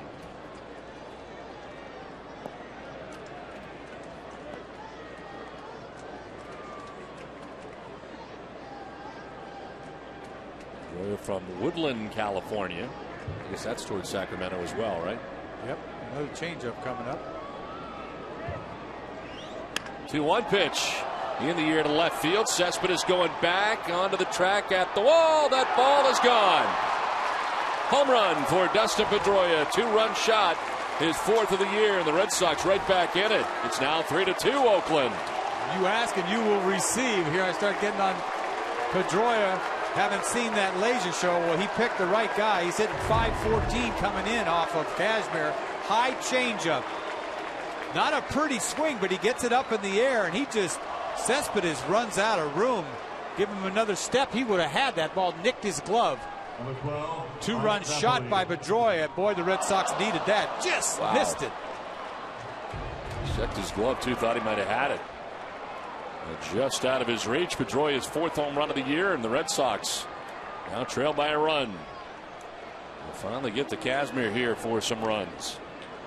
Napoli has struck out twice against him tonight, as he'll take strike 1. It's amazing. Start talking about hitting home runs, and Pedroia was listening. Somebody got on top of that high changeup.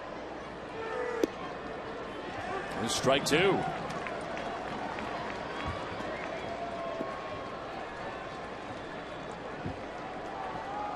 Came in up over 500 against Kazmir and adds to those numbers tonight. Swing and a miss. Napoli strikes out for the 3rd time tonight. 7 Ks for Kazmir. With a 2-run home run for Dustin Pedroia. It's now 3-2 Oakland.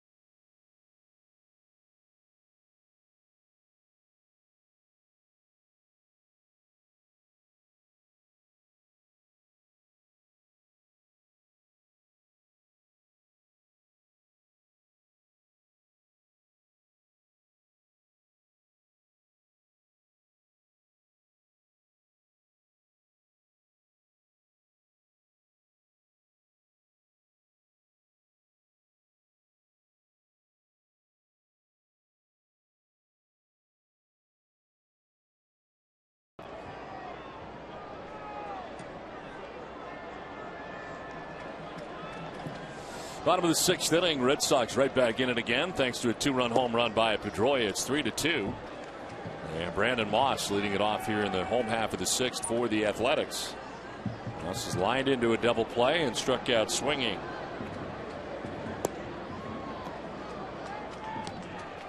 He had 93 pitches. If there's a guy to play to pull, this is the guy. You know, they play a lot of guys to pull, but this is the guy you play to pull.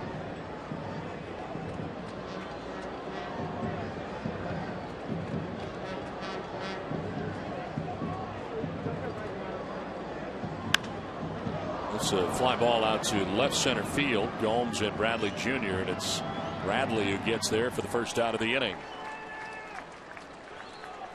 Want an easy way to pay for your Dunkin' Donuts? Download Dunkin's free mobile app. With the app, you can load a DD card and pay right from your phone.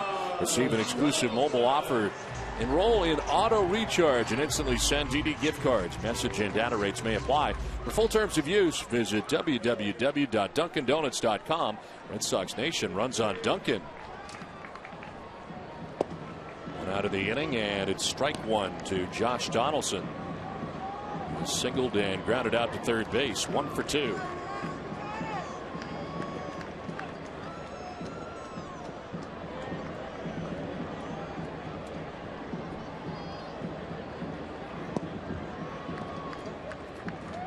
Tell you what, say whatever you want about Peavy. I mean, he doesn't throw obviously like he used to, but he battles you. Maybe he just doesn't let a couple of bad throws or a home run just affect him. He keeps coming at you.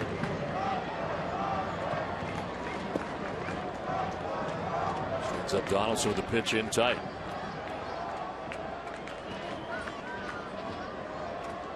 Nieves to the phone for the first time, and some stirring down in the Red Sox pen. Peavy nearing 100 pitches in his outing here in the 6th inning with 1 out. He gets through this inning. It's a beautiful thing, and that's about it. And obviously, he'd like to hang around as long as possible as he tries to grab a win, trailing still here in the game. First action up for the Red Sox, Chris Capuano.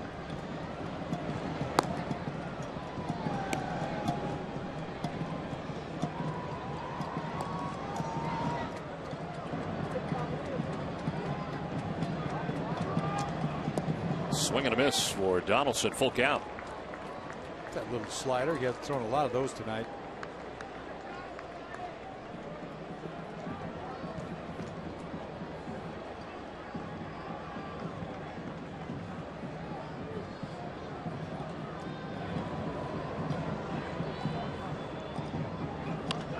Popped up, foul ground. Bogarts, plenty of room, makes the catch for the second out of the inning. And it's now 6 in a row retired by Peavy. But tonight's twisted but true fact of the game, yesterday's back-to-back home run walk-off win was just the 3rd in Red Sox history. June 14, the '99, Darren Lewis and Jeff Fry combined. July 3rd, 1940, Ted Williams and Jimmy Fox combined. Twisted Tea Hard Iced Tea is a refreshing hard iced tea. Tastes like real iced tea. Be a little twisted. Back-to-back home runs.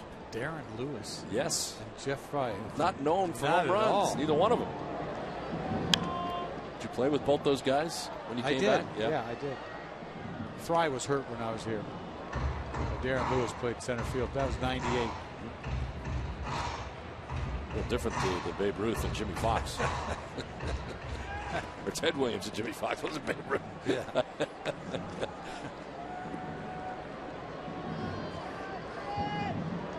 Lowry has walked and doubled and scored 2 runs.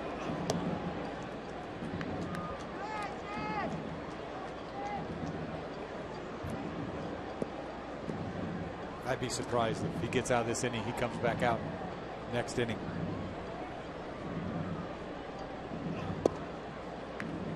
In their first strike, 1 and 2. 105 last time out. Most he's thrown in an outing is 113. He's done that 3 times. Ground ball foul outside at first.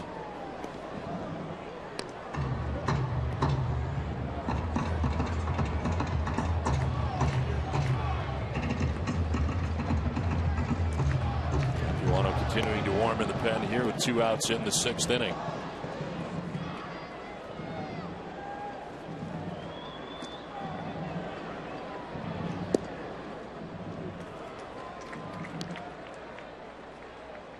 Seems like it's been a long time since we've seen Capuano.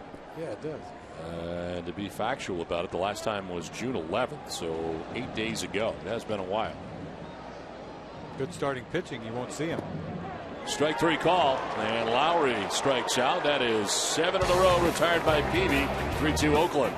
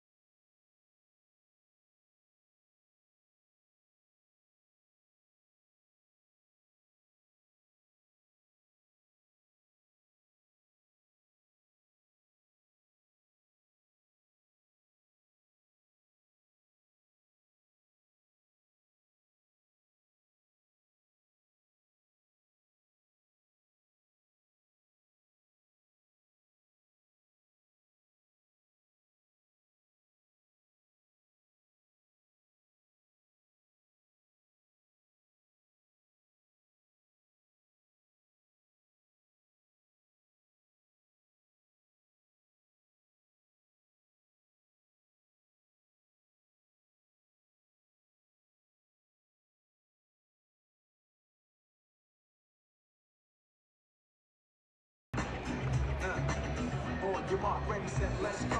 Dance more pro. I know, you know, I know, psycho, but join in. Leading off, A.J. Pierzynski. 3-2 Oakland on top of Boston. We head into the top half of the 7th inning. A.J. Pierzynski to lead it off. Johnny Gomes, then Stephen Drew. Scott Kazmir back on the mound. Here's pitch number 95, and it's in there for strike 1. Pierzynski singled in the 2nd inning, grounded back to the mound in the 4th inning. On the ground to first base, Brandon Moss will take it to the bag himself. Emotional here in between innings. The race has Dennis Eckersley able to win it. They let me have it. Boy, you broke out late there. You're very head heavy, I noticed. But you got to cry. I was all fired up. It was exciting for me because you were more losing. Excited than I am. You were losing for a while, and then you ended up winning it. Yay! That's like I was running the race. I was really.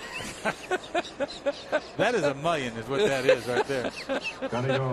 I mean, you were terrific. I mean, you came in late. It was all nice. Fired up. You're not even that excited. Do you think they knew I was here or something? I don't know. They must have. I mean, they saw you come in through security. You were on the field before the game for a while. Yeah. I mean, I was fired up. That was exciting. It was like the Kentucky Derby for me. I mean, that was great. I had a horse in the race. That's funny. That was great. 1-0 pitches in there for a strike. 1-1 to Gomes. We're trying to win here, and I'm digging myself running around the bases here. Well, this guy's really digging himself after he won. I mean, he is. That is $8 million right there. I'll take it. Take whatever you get. Fantastic. Now he's in the crowd with the people. He's won with the people. He's is that what you have to do when you win or something? How about that? Well, they're all out there. Oh, okay. Ricky's out there. Raleigh's out there. Where's Reggie, man? You're petitioning for Reggie to be out there. 3-1 the count to Johnny Gomes. They can't wait to get their bullpen in this game, too. They've got a nice bullpen themselves. We got Fernando Abad up in the pen right now. As Kazmir works here with 1 out, and Gomes flips it foul off to the right out of play. There's a bod we saw at Fenway Park. The A's have already been to Boston this year.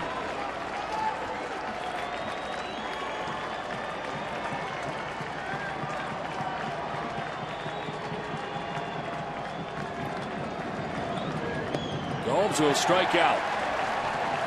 Right at the top of the zone. That's the 8th strikeout for Scott Kazmir. 2 down. 3-2 high changeup. This ball is almost like the ball that Pedroia hit out of the ballpark. Look how high that changeup is. But it completely fools him. He's not looking changeup. 3-2. Lincoln Insurance, great service, great coverage, and a great price for auto, home, or life insurance. 8 of them up there right now for Scott Kazmir. And Stephen Drew takes ball 1.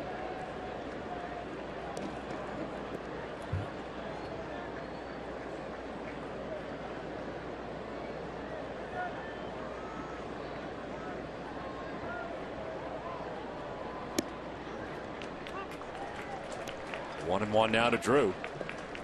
He just got the look of a guy who's coming back. Yeah, there's nobody warming up.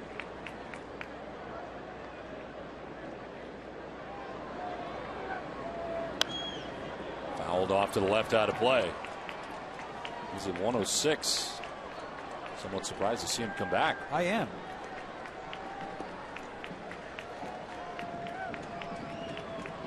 Nobody warming. Capuano had been warming, but he has since sat down. Well, Farrell has rewarded him before.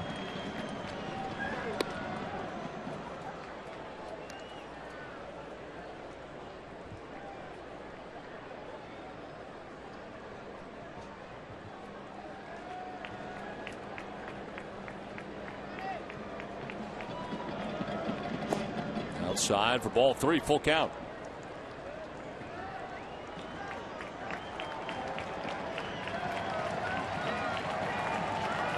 Field deep and straight away on Drew as he rolls it over, foul.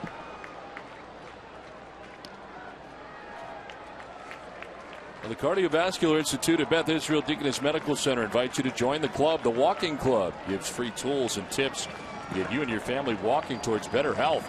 More at bidmc.org/walking. 3-2 pitch again. Drew rolls it over, foul again. We'll see an 8th pitch in this at bat. Kazmir matching his season high tonight with 2 outs in the 7th inning. He's just thinking, I need one more pitch to get out of here. It was June 3rd against the Yankees the first time called very late. Kazmir stops himself and now take a little stroll. You got to regroup right there. That's not really. It's kind of irritating when you're a pitcher, but you can't lose focus here.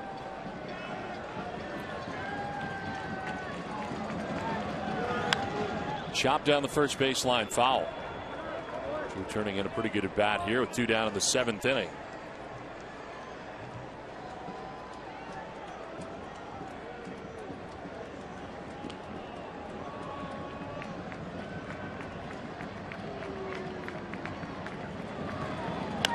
On the ground, this will be fair and handled by Moss to the bag, wins the foot race, that ends the top of the 7th inning.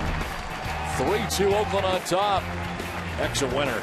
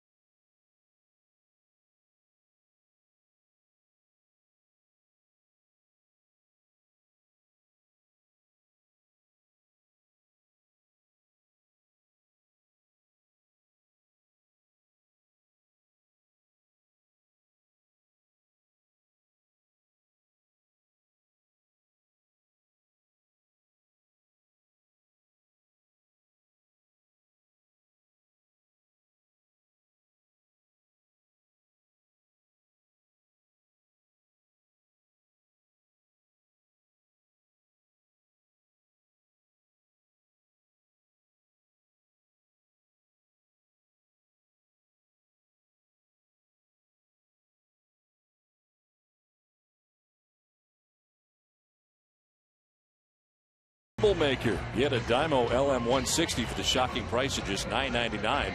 Available exclusively at WB Mason during June only. Official labeling partner of the Boston Red Sox. So we head to the bottom of the 7th inning.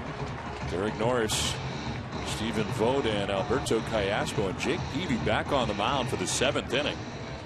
A bit of a surprise there. 106 pitches through the first 6 innings, and see how long that John Farrell stays with him. Capuano is back up in the pen again.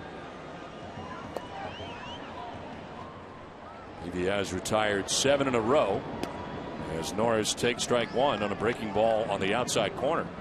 Kind of surprised he sent him back out there, but obviously one hitter at a time.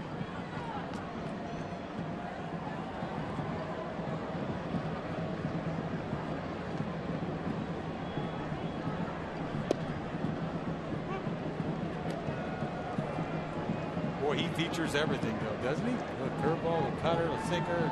He's all over. Moves it all around.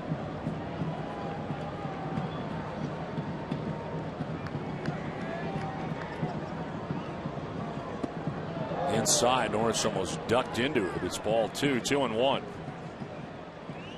Well, he's lucky he got out of the way of that, really. He didn't want to drill him, obviously.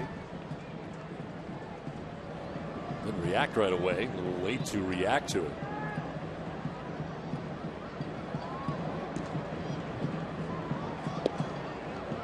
On the corner, 2-2.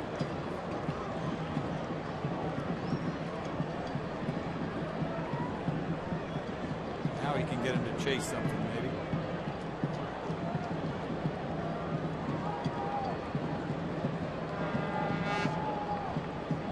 Fastball away is what they're going to try. And it's to short on a hop. Stephen Drew's throw in time. Derek Norris retired for the first out of the 7th inning as we check back in with Jamie. Don, here's a little 6 degrees of baseball connection for you. Johnny Gomes was teammates with Scott Kazmir in Tampa Bay. He was telling me back in 2007, he remembered Kazmir was right on the verge of leading the league in strikeouts, and it came right down to the wire. Kazmir led the AL with 239, and the guy that beat him out that year with 240 strikeouts, that's the other guy, Jake Peavy, National League leader. That was also Peavy's Cy Young season back in 2007 when he was with the Padres. He was blowing people away then. Yes. 240 strikeouts for Peavy.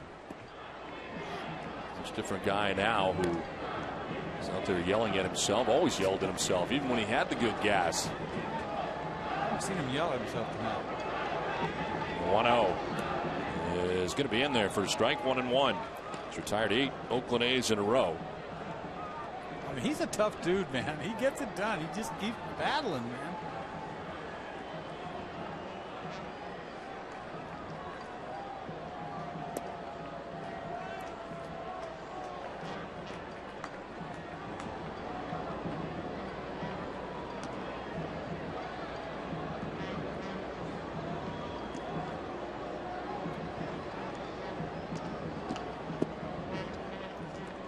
Three and one.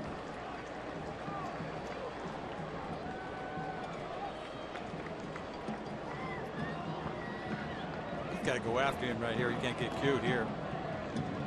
I was going to throw him a changeup. 3-1 changeup. Nicely done. Takes the strike. That's the bottom. That's when pitching right there. 3-1 changeup. You walk him, you're probably gone.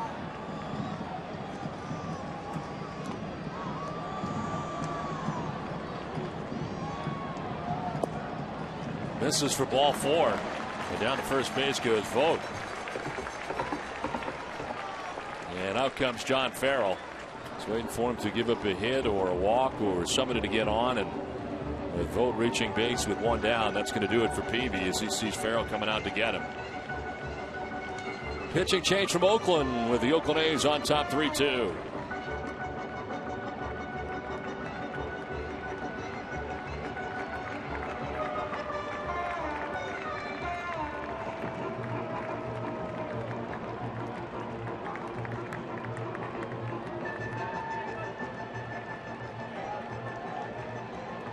Your attention, please, ladies and gentlemen.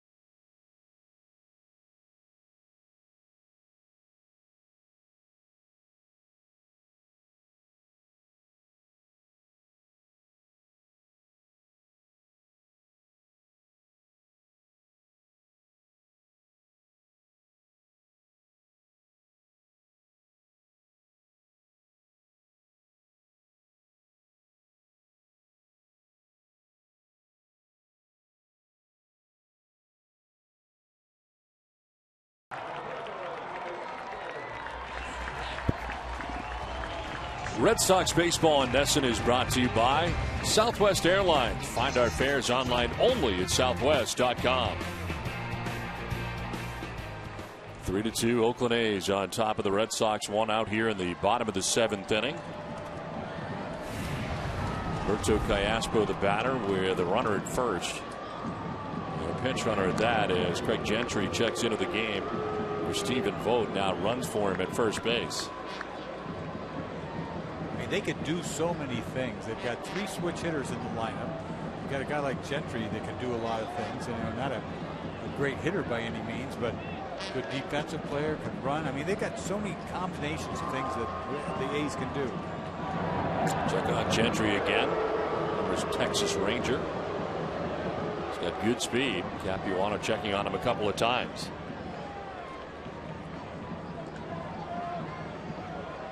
Jake Peavy ends up throwing a season high 117 pitches. And a walk chases him from the game. Another check on first as Callaspo patiently waiting a first pitch. It's called the bullpen, brought to you by your local New England Ford dealers. Capuano has not pitched since the 11th of June, so 8 days ago. Capuano makes his 27th appearance, 1-1. 3.45 earned run average. Opponent sitting at 243 against him.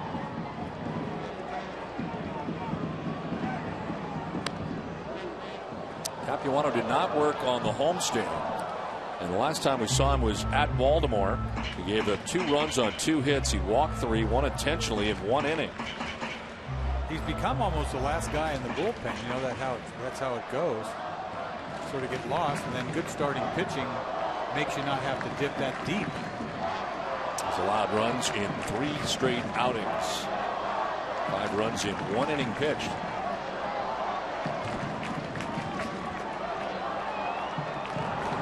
Toss over. Gentry back to the bag.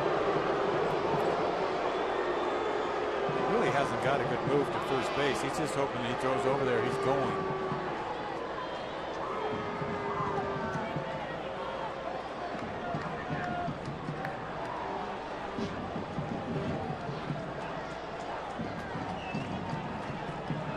Callaspo, it's a soft liner. It's going to one-hop. Pedroia will go to second base for 1 to first. It'll be late. And beating it out is Callaspo. Not hit hard. Pedroia does get the lead runner in Gentry, 4-6 for the second out of the inning. Well, he got jammed on this ball. Ball had spin on it. Gentry didn't really know where to go. You see this one hop to Pedroia. He thinks he's going to turn 2 right here, but Callaspo got down the line. Gentry didn't know where to go, but good enough speed by Callaspo to beat him.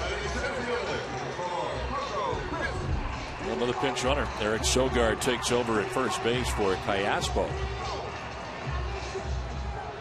So Callaspo reaching on the fielder's choice, but pinch run 4 with 2 outs here in the 7th. Top of the order, Coco Crisp, the batter. And a bunt single and a stolen base back in the first inning. Since then has grounded out twice.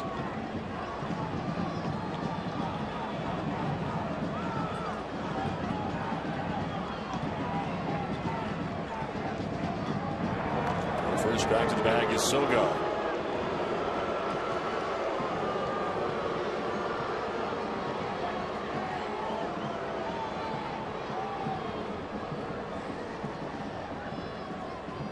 Looking on, responsible for the runner at first.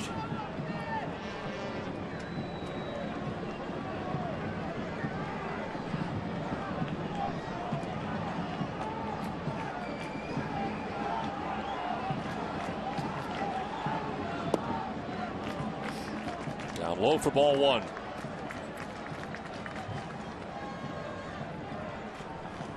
He ends up going 6 1/3, 5 hits. So far charged with 3 runs, 2 earned. He walked 3 and struck out 4. And again, a season high 117 pitches for Peavy on the night.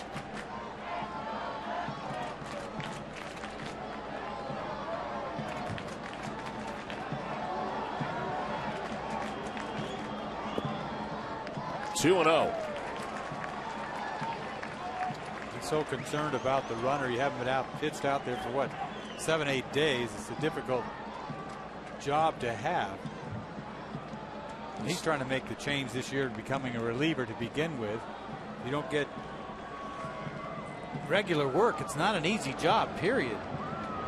The season so well, 15 innings scoreless streak in 12 games. There's a strike, 2-1. I've seen a ton of changeups tonight by everybody. Between PV everybody. Kazmir loves his changeup for good reason. He's got 8 strikeouts in the game through the first 7.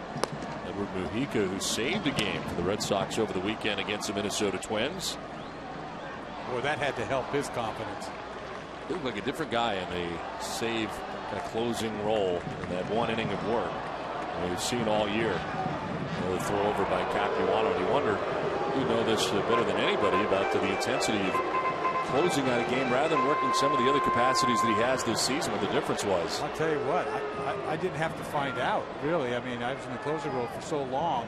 It's not easy being the other side of that leading up to it. No way. Not that there's more adrenaline just because you're in the 9th inning.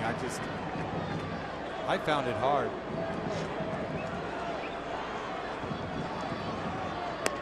Up and away, and he falls behind 3-1.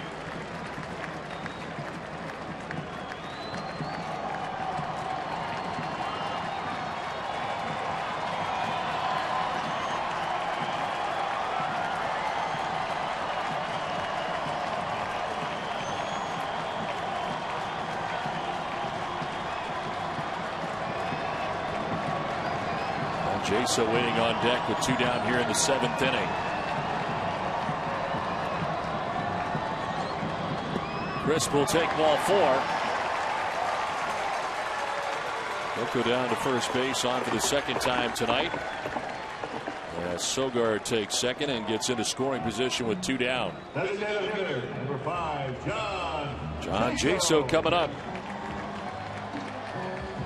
Jaso has walked grounded out to third and struck out swinging.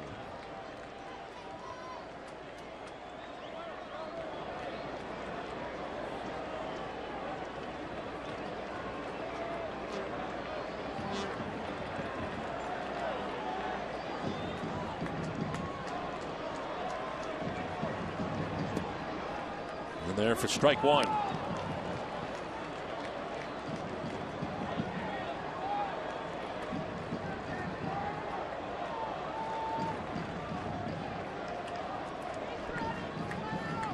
Field straight away on John Jaso as Capuano faces his 3rd batter since coming into the game. 1-1.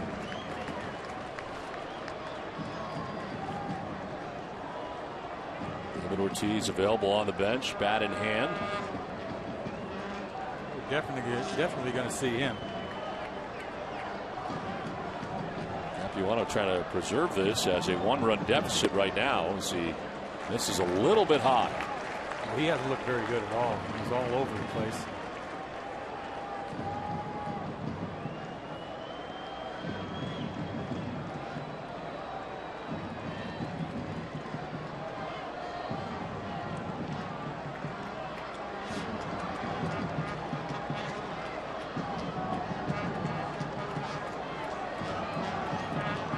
Time called as Ross was headed out there. Capuano didn't know.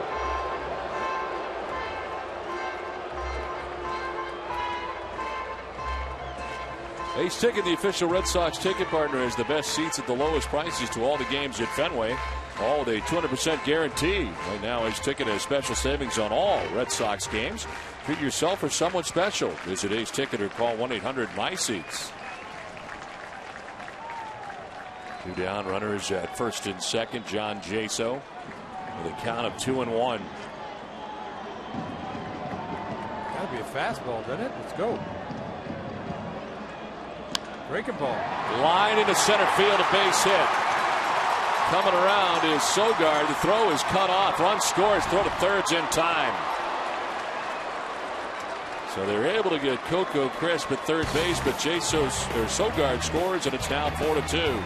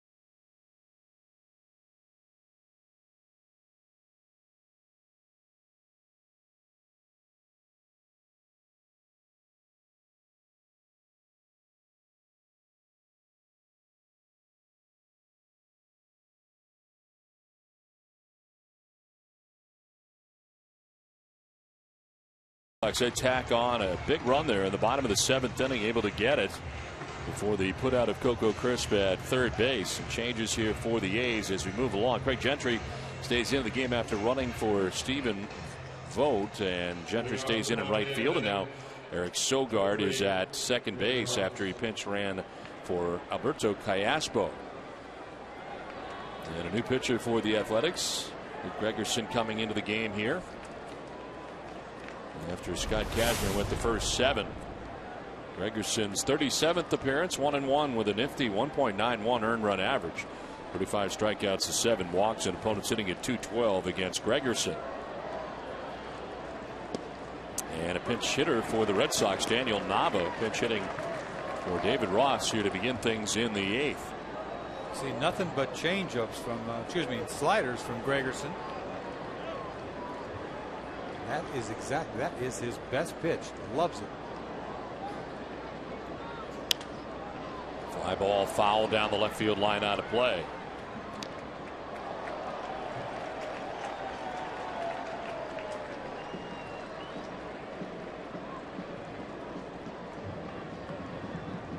So David Ross 0 for 2 in the game tonight before being pinch hit for.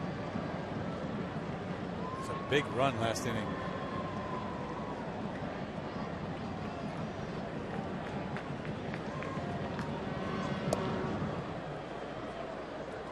Ball 2 strikes to Nava. Kazmir tonight went the first 7 innings. Gave up a total of 4 hits to the Red Sox, 2 runs, the 2-run home run by Dustin Pedroia in the 6th inning. Didn't walk anybody and struck out 8. Ended up throwing 111 pitches in 7 innings.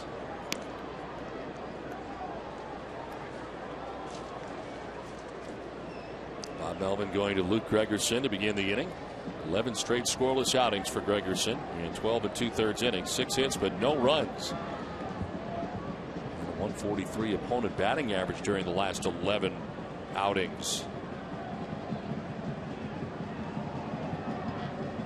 Third time he's appeared against Boston this year, and Nava down by way of the K for the first out of the 8th. 9th strikeout for A's pitching tonight. Backdoor breaking ball slider down and away. Pulls off. Ball might have been outside. And another pinch hitter. Big Papi's going to bat here. That's why that run was so huge last inning. You're one swing away from tying the game, and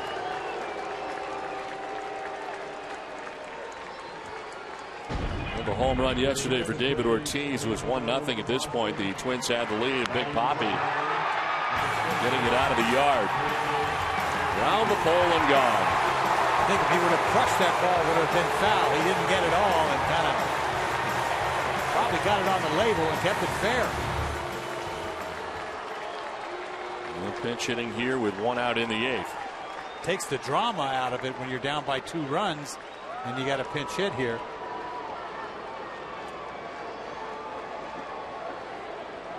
You kind of wonder about him batting here rather than coming up at another time with somebody on base. And he pinch hits here for Bradley in the 8th inning. Because you're not going to pinch hit for anybody else when you look at it. Limited 246, 16 homers, 43 runs batted in. Gomes hit a walk-off home run off of Gregerson last year when he was with San Diego. So 2 pinch hitters here to begin the inning. Nava, who strikes out, and now David Ortiz.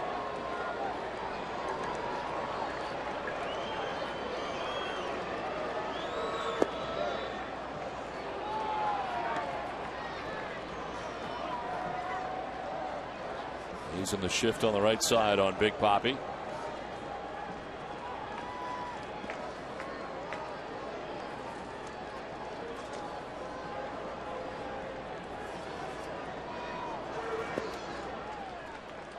Two and 0.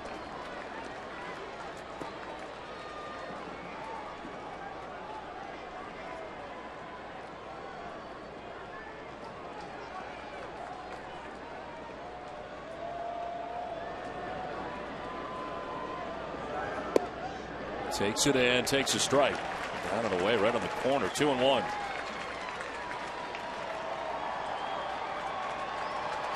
Shift on the right side for the A's. Playing about straight up in the outfield, but deep. Those big poppy pinch hits here in the 8th. 2-2. Took a lot off of that slider. 2-1 slider down middle. Pulls off one arm.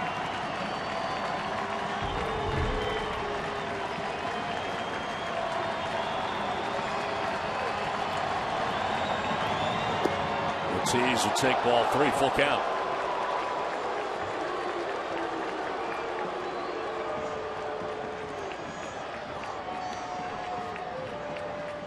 Cole waiting on deck. He's got one of the 4 Red Sox hits in the game, a single in the 6th inning.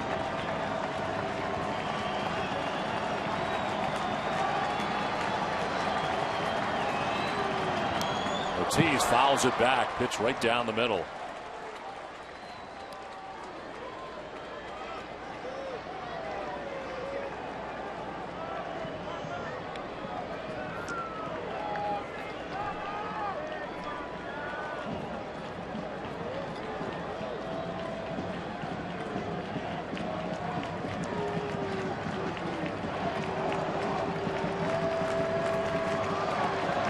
Against Ortiz, the pinch hitter here in the 8th.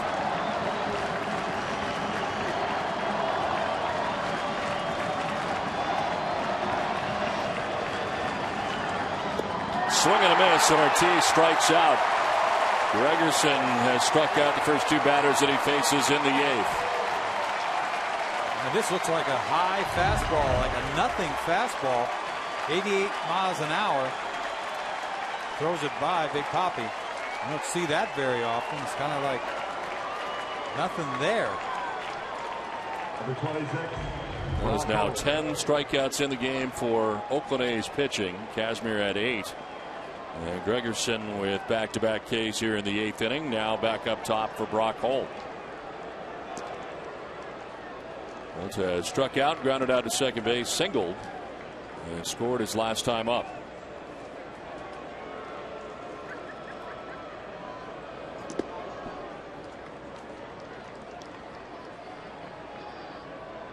The Sox have not had a ton of chances really either in this game. They've left 2 men on base through the first 7 innings. This is up the middle, and ranging is Sogard just into the game to throw out Brock Holt. And to end the top of the 8th inning, Oakland enjoys a 4-2 lead.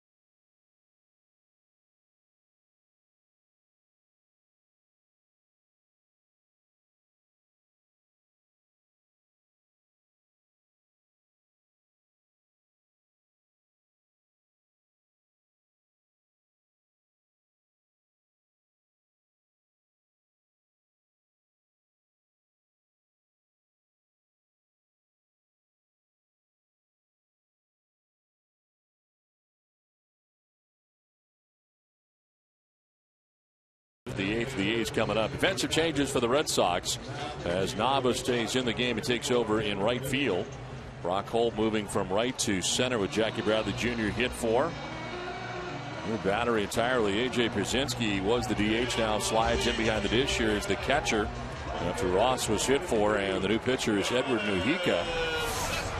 Third pitcher of the night for Boston, 27th appearance, 2-2 with a 6.04 earned run average.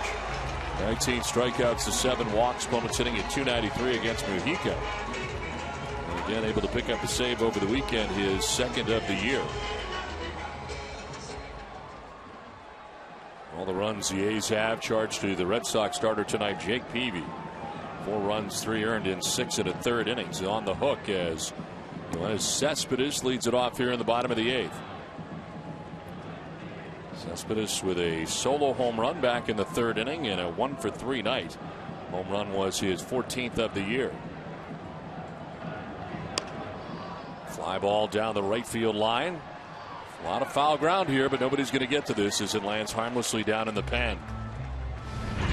With a home run back in the 3rd inning, which at the time put the Oakland A's on top 2-0. Talk about fastball, middle.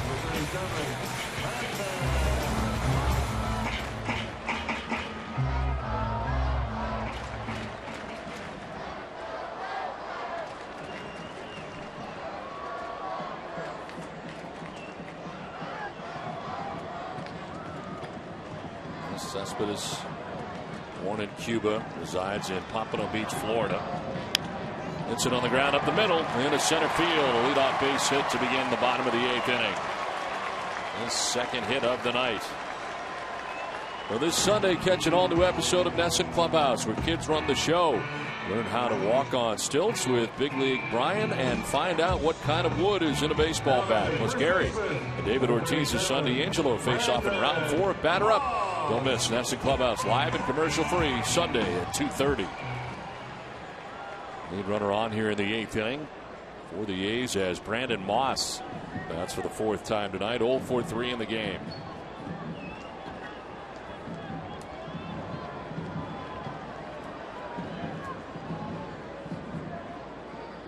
Moss lines it into right field. Almost got a piece of the runner in Cespedes, who takes second base, and the first 2 have reached here against Mujica in the 8th inning. It's just a matter of time before Moss was going to hit something hard, pull it in that hole. They couldn't play a shift right there. I don't know if the shift would have helped this or not, but you see a fastball or something, split finger out over the plate. He just hooks this ball, almost drills Cespedes. First and second here. Mujica's been throwing the ball well. Can't afford to give up a run right here, but nobody out, 2 guys on. Josh Donaldson coming up. He's hit the ball hard tonight. Almost hit one out of the yard. Back in the 2nd inning, turned out to be a long single right off the top of the fence. Grounded out to 3rd, fouled out to 3rd.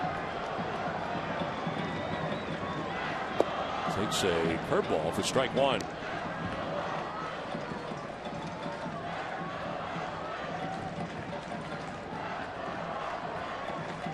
Singles by Cespedes and Moss. Runners at 1st and 2nd. Nobody out.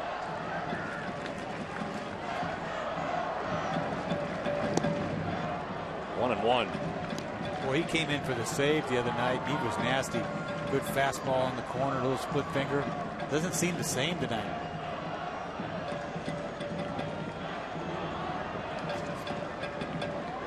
A 1-2-3 save, with 2 strikeouts on Tuesday.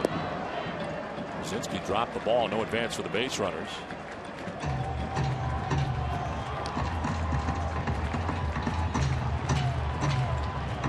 The second time he's been used since Wednesday, June the 11th.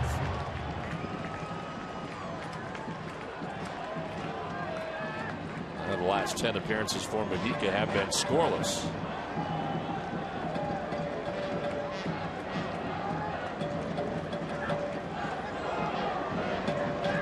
Shook off Pierzynski a few times.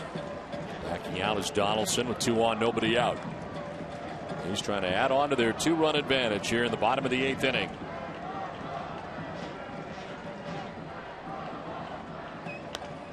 Fouled off to the right.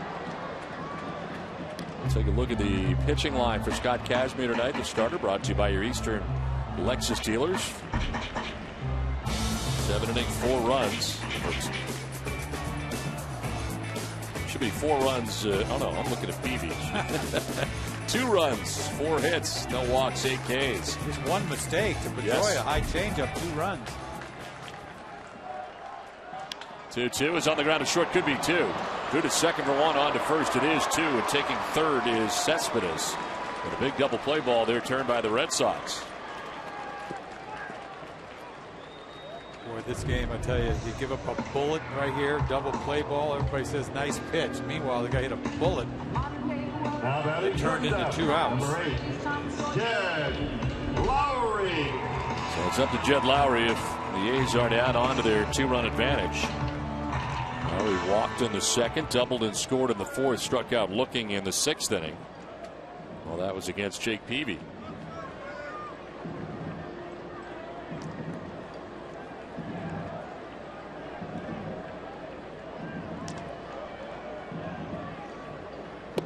Lowry with a swing and a miss. Fastball from Mujica on the outside corner. Dan Otero warming in the pen. Sinker baller.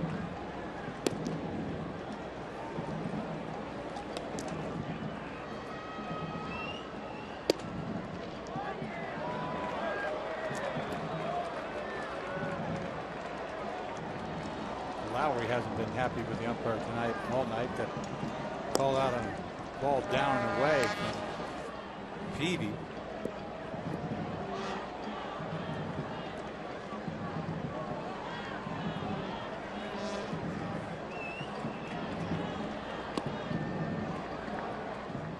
Ball, 2 strikes. Jim Johnson had started as a closer here. Doolittle a little bit, but right now it is Otero who's up in the pen. Yeah, I don't understand that. I thought Doolittle was the guy. Got 3 right-handed hitters coming up. That has something to do with it. Kind of doing matchups here, perhaps. Fouled off, out of play. Assuming Doolittle threw last night. His last outing against Texas did pick up the save against the Rangers last night.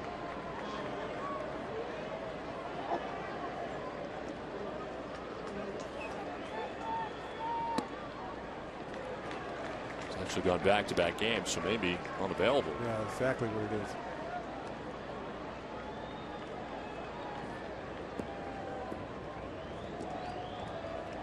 Cespedes at third base, 2 down here in the 8th.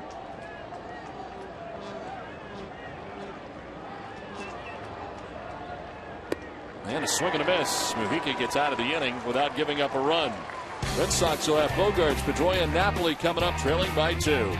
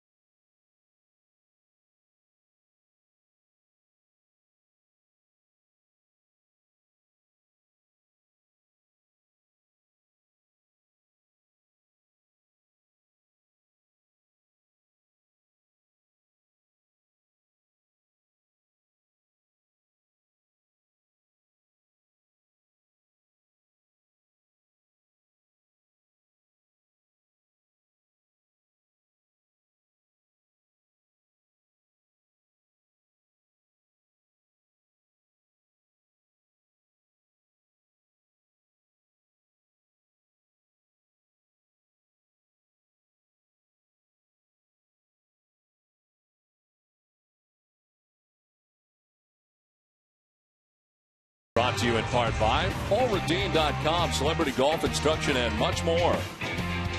The new Scion TC. AT&T, mobilizing your world. The New England Kia dealers. And by Southwest Airlines. Well, back in Oakland, Red Sox trailing by 2 runs as they come to bat here in the 9th inning. Luke Gregerson ended up going an inning and striking out 2 batters as Xander Bogaerts leads it off and takes strike 1. Dan Otero trying to close it out here for the Oakland A's as the former closer Sean Doolittle going back-to-back games for the Oakland A's unavailable tonight. So it's Otero, and he misses, and the count is 1-1. He's done such a great job for them last year, and then followed that up this year with a great performance. They have a bunch of guys in the bullpen that have overachieved, this guy in particular, and then he has never had a major league save, I will guess to say. Bogaerts grounds it left side, the shortstop hole. Lowry off balance will get it there in time, but just enough on that for the first out here of the 9th. And tonight's game summary is brought to you by Xfinity. As Jake Peavy goes 6 1/3 innings, ends up giving up 4 runs, 3 earned, and will not get the victory here tonight, in line for the loss at the moment. While Kazmir was very good, 8 strikeouts in 7 innings, did give up a 2-run home run to Dustin Pedroia. Red Sox only runs in this game. Pedroia with that 2-run shot in the 6th inning as he bats here with 1 out, the bases empty in the 9th. Home run for Dustin was his 4th of the season.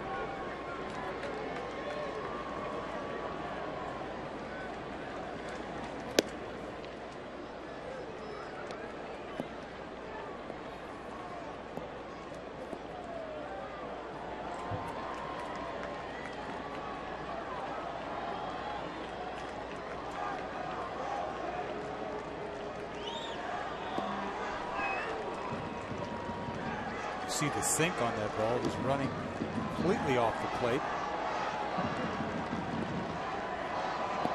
You're asking about save for Otero. He's never had one in the major leagues. That's what I thought. He has had one. He had 15 at AAA Sacramento. So in the minor leagues, he has closed games. Had 12 with Fresno in 2011, but never in the majors. And this is quickly to left field and will be a fair ball. Over to play it is Cespedes. Pedroia heading for second base. He'll get there with a 1-out double. And the Red Sox can bring the tying run to the plate now in Mike Napoli.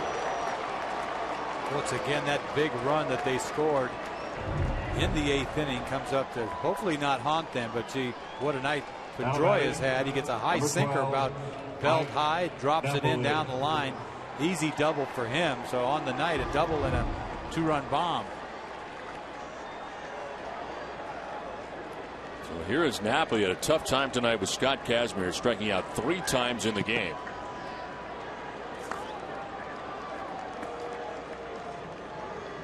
Napoli hits a soft liner, caught at first base, and a foul ground by Brandon Moss. Yeah, jammed and just flips it down that first base line for out number 2. Well, that sinker just ate him up right on his hands. Thinking about leaving the ballpark, but he can't fight. He just fights that thing off in the label. Swinging one way, the ball goes the other.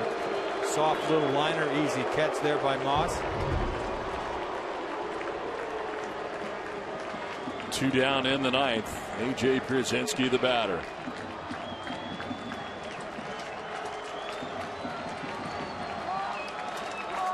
Singled in the second, has grounded out twice and hits a fly ball out to center field. Coco Crisp going back at the track. He will make the catch against the wall that ends the ball game.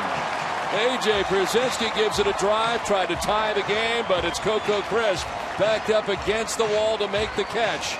And the Red Sox are defeated in the first game of this 4-game series against the Oakland A's. How about that for a save? Wow. I mean, this is a nice play. He's got it all. He's camped out there. He makes it play easy. He was playing so deep. He got back to the wall. He had more than enough time to settle underneath it. But Pierzynski gave it a ride. 4-2 the final. The A's beat the Red Sox. We're back with more from Oakland after this.